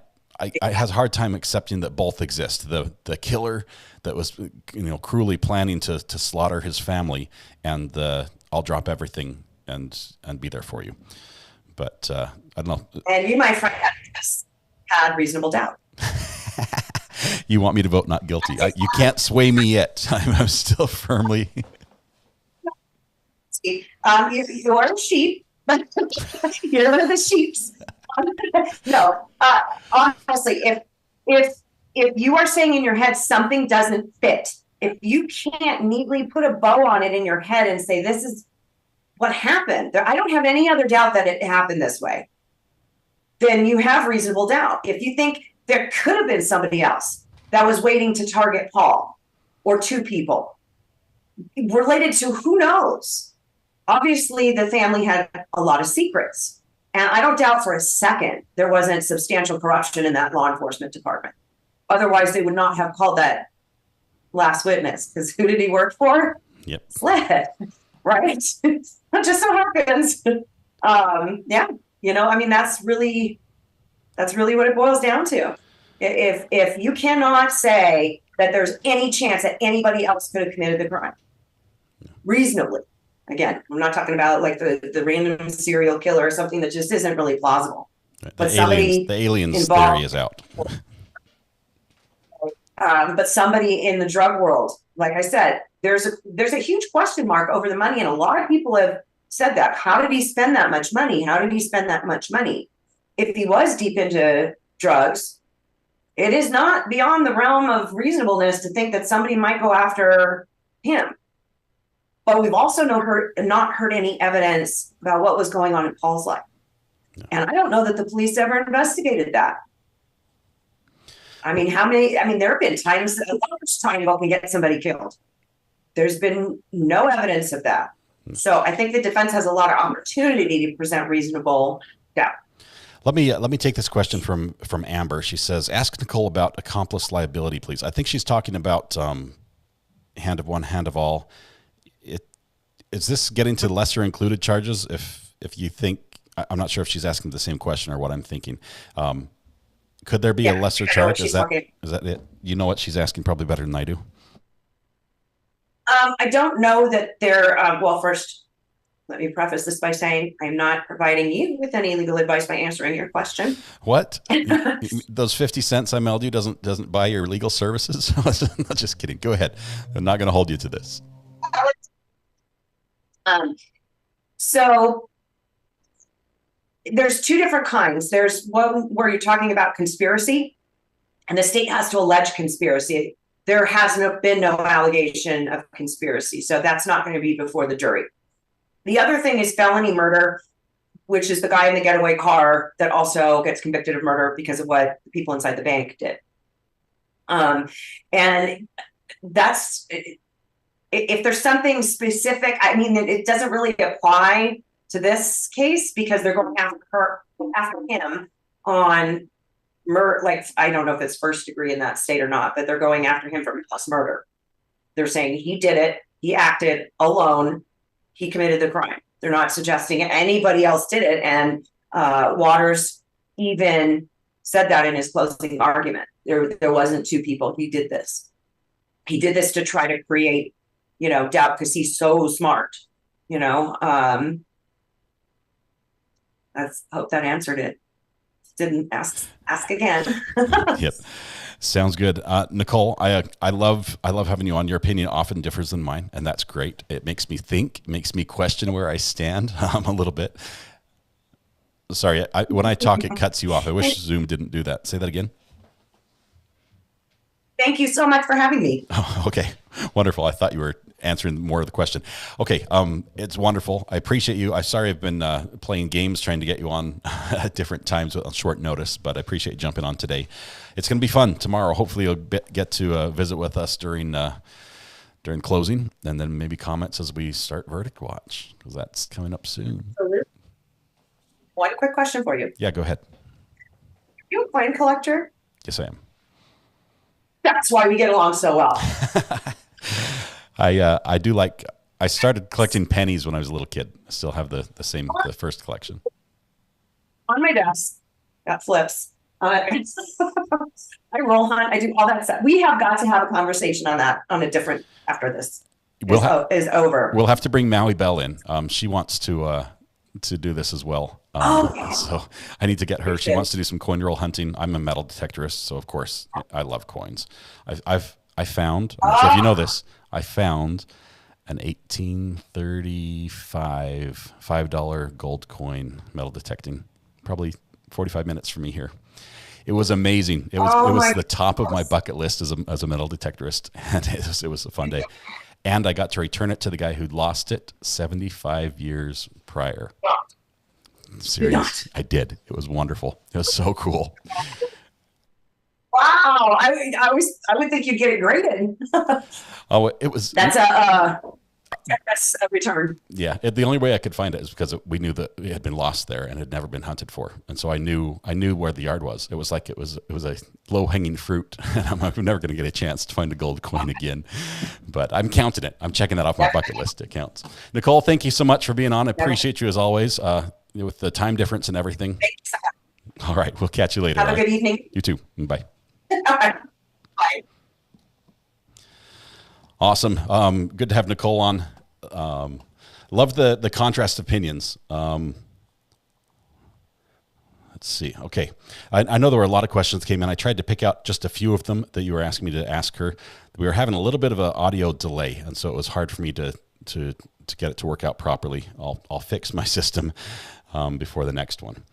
If it was in the ground, it counts, says Adam. It was in the ground. It counts. State didn't come through, sadly, says Toxic Orchid.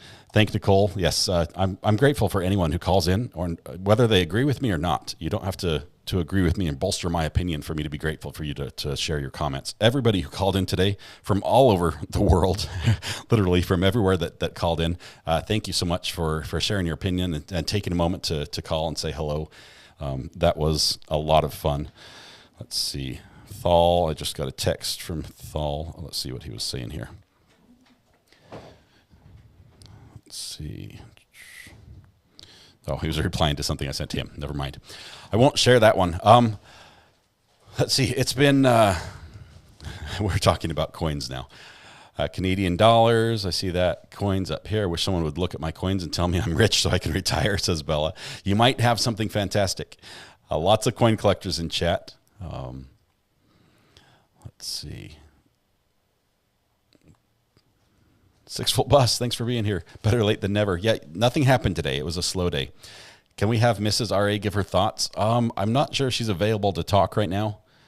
She does homeschool here with the kids and got a full schedule, but occasionally she'll be able to pop in. Thanks to all the mods. I realize this, I've said this before, but as we get closer to the end of trial, our own opinions become more firmly held. We tend to pick a side and then start to defend that position. Just remember that we're not trying to recreate the Civil War here. We're not trying to eliminate the other side. We can disagree and still be friends, and that's all right. And I might be wrong. I might be saying one thing and be completely wrong. It doesn't mean I'm a bad person. It doesn't mean you're a bad person.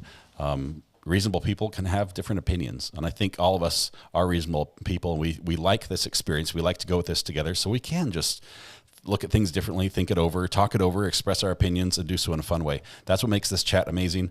Also, as we get towards the end of the trial, we get more people in here that are interested in the trial that have come in late. They don't understand the vibe here. Just encourage you guys just to not rise to the bait. If there is some back and forth going, be the first person to say, hey, let's take this offline or something, and just try to keep it focused on the case as much as we can.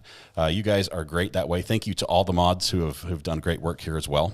I will make a shameless plug here for this Friday at 8 p.m. Weather Watch, Thomas and I have our podcast. This will be episode 3. If you missed episode 2, I would recommend going back and watching it. You can skip episode 1. I was so nervous during that one. It was not good trying to keep all the technical stuff going. Episode 2 was great. And episode 3 is going to be great as well. But if you have a funny news story you've come across, if you've seen something that's just like, this is just bizarre, I've got to share this. Go ahead and text it to me with a link to the burner phone. If we select your story to be included in that, you're going to get some mad props there on the show. We'll call you out and thank you for that personally. But please do that. We look forward to having a great time on the podcast this weekend as well, which we might be in Verdict Watch over the weekend. How would that be? That would be crazy. Lots of opinions about the closing from Waters, from absolutely amazing to the worst I've ever seen, and everything in between. Meyer says, thank you, Goodman Law Firm. Always nice to have you on and hear your viewpoints. Has Mrs. R.A. been on the show? She's been a little bit. She talks a little bit on here when she's available. What was that? I collect coins, says Tish, in the bottom of my purse. My daughter takes them all. You have kids, which means your kids collect your coins. I have kids as well. That's where all my coins go. Bella says, thanks for taking my call. It made my day. Bella, thank you. It would not be the same here without you. I'm so glad you called. I'm not sure if we can do a poll here. It's late in the day. We've got people who are checking out, who want dinner, who need to go home from work or whatever it is. I appreciate everyone who was here, who subscribed, who likes the channel, who just either lurked or added to their opinion in chat. Even a simple thumbs up emoji. It's sort of appreciated. Nicole's in California. She's on the West Coast. I'm on the East Coast. I'm in North Carolina. So you can't get further apart, really, than we are from each other on the continental United States. I think that's it. GoFundMe for the link of the Hassan family link at the top of chat. The story about a little girl who needed some emergency dental surgery. Thomas Weatherwatch ran into the father just by chance over the last weekend, and we've been sharing that link, trying to get them a little bit of support. Thank you very much. It looks like we're up to $1,760 for that family on that GoFundMe. That is amazing. Thank you to everyone who's able to either share that with a friend or donate themselves. That is wonderful. You're all amazing. Tonight, when you go home, please hug the people you love, smile at someone, make their day just a little bit better. And please stay safe till we go live again, which is going to be tomorrow morning at 9 a.m. We're going to be back here for defense closing. It's going to be awesome. It's going to be amazing. I think Jim's going to do a good job. I really do. I think he's going to bring his A game. We're going to see from him the best the defense has to offer. And I think they have a lot. I think they can put a lot of things together. And I'm excited to see it. I really am. I want them to do a good job here. So we'll see how this goes. After that, it's going to be verdict watch. We're going to do that. We'll be here. We'll be following this case through all the way through the verdict. And hopefully you'll be able to join us for that. Thank you, everybody, for all the friends, family, all around the world. I appreciate you guys being here. Have a safe night. We'll see you.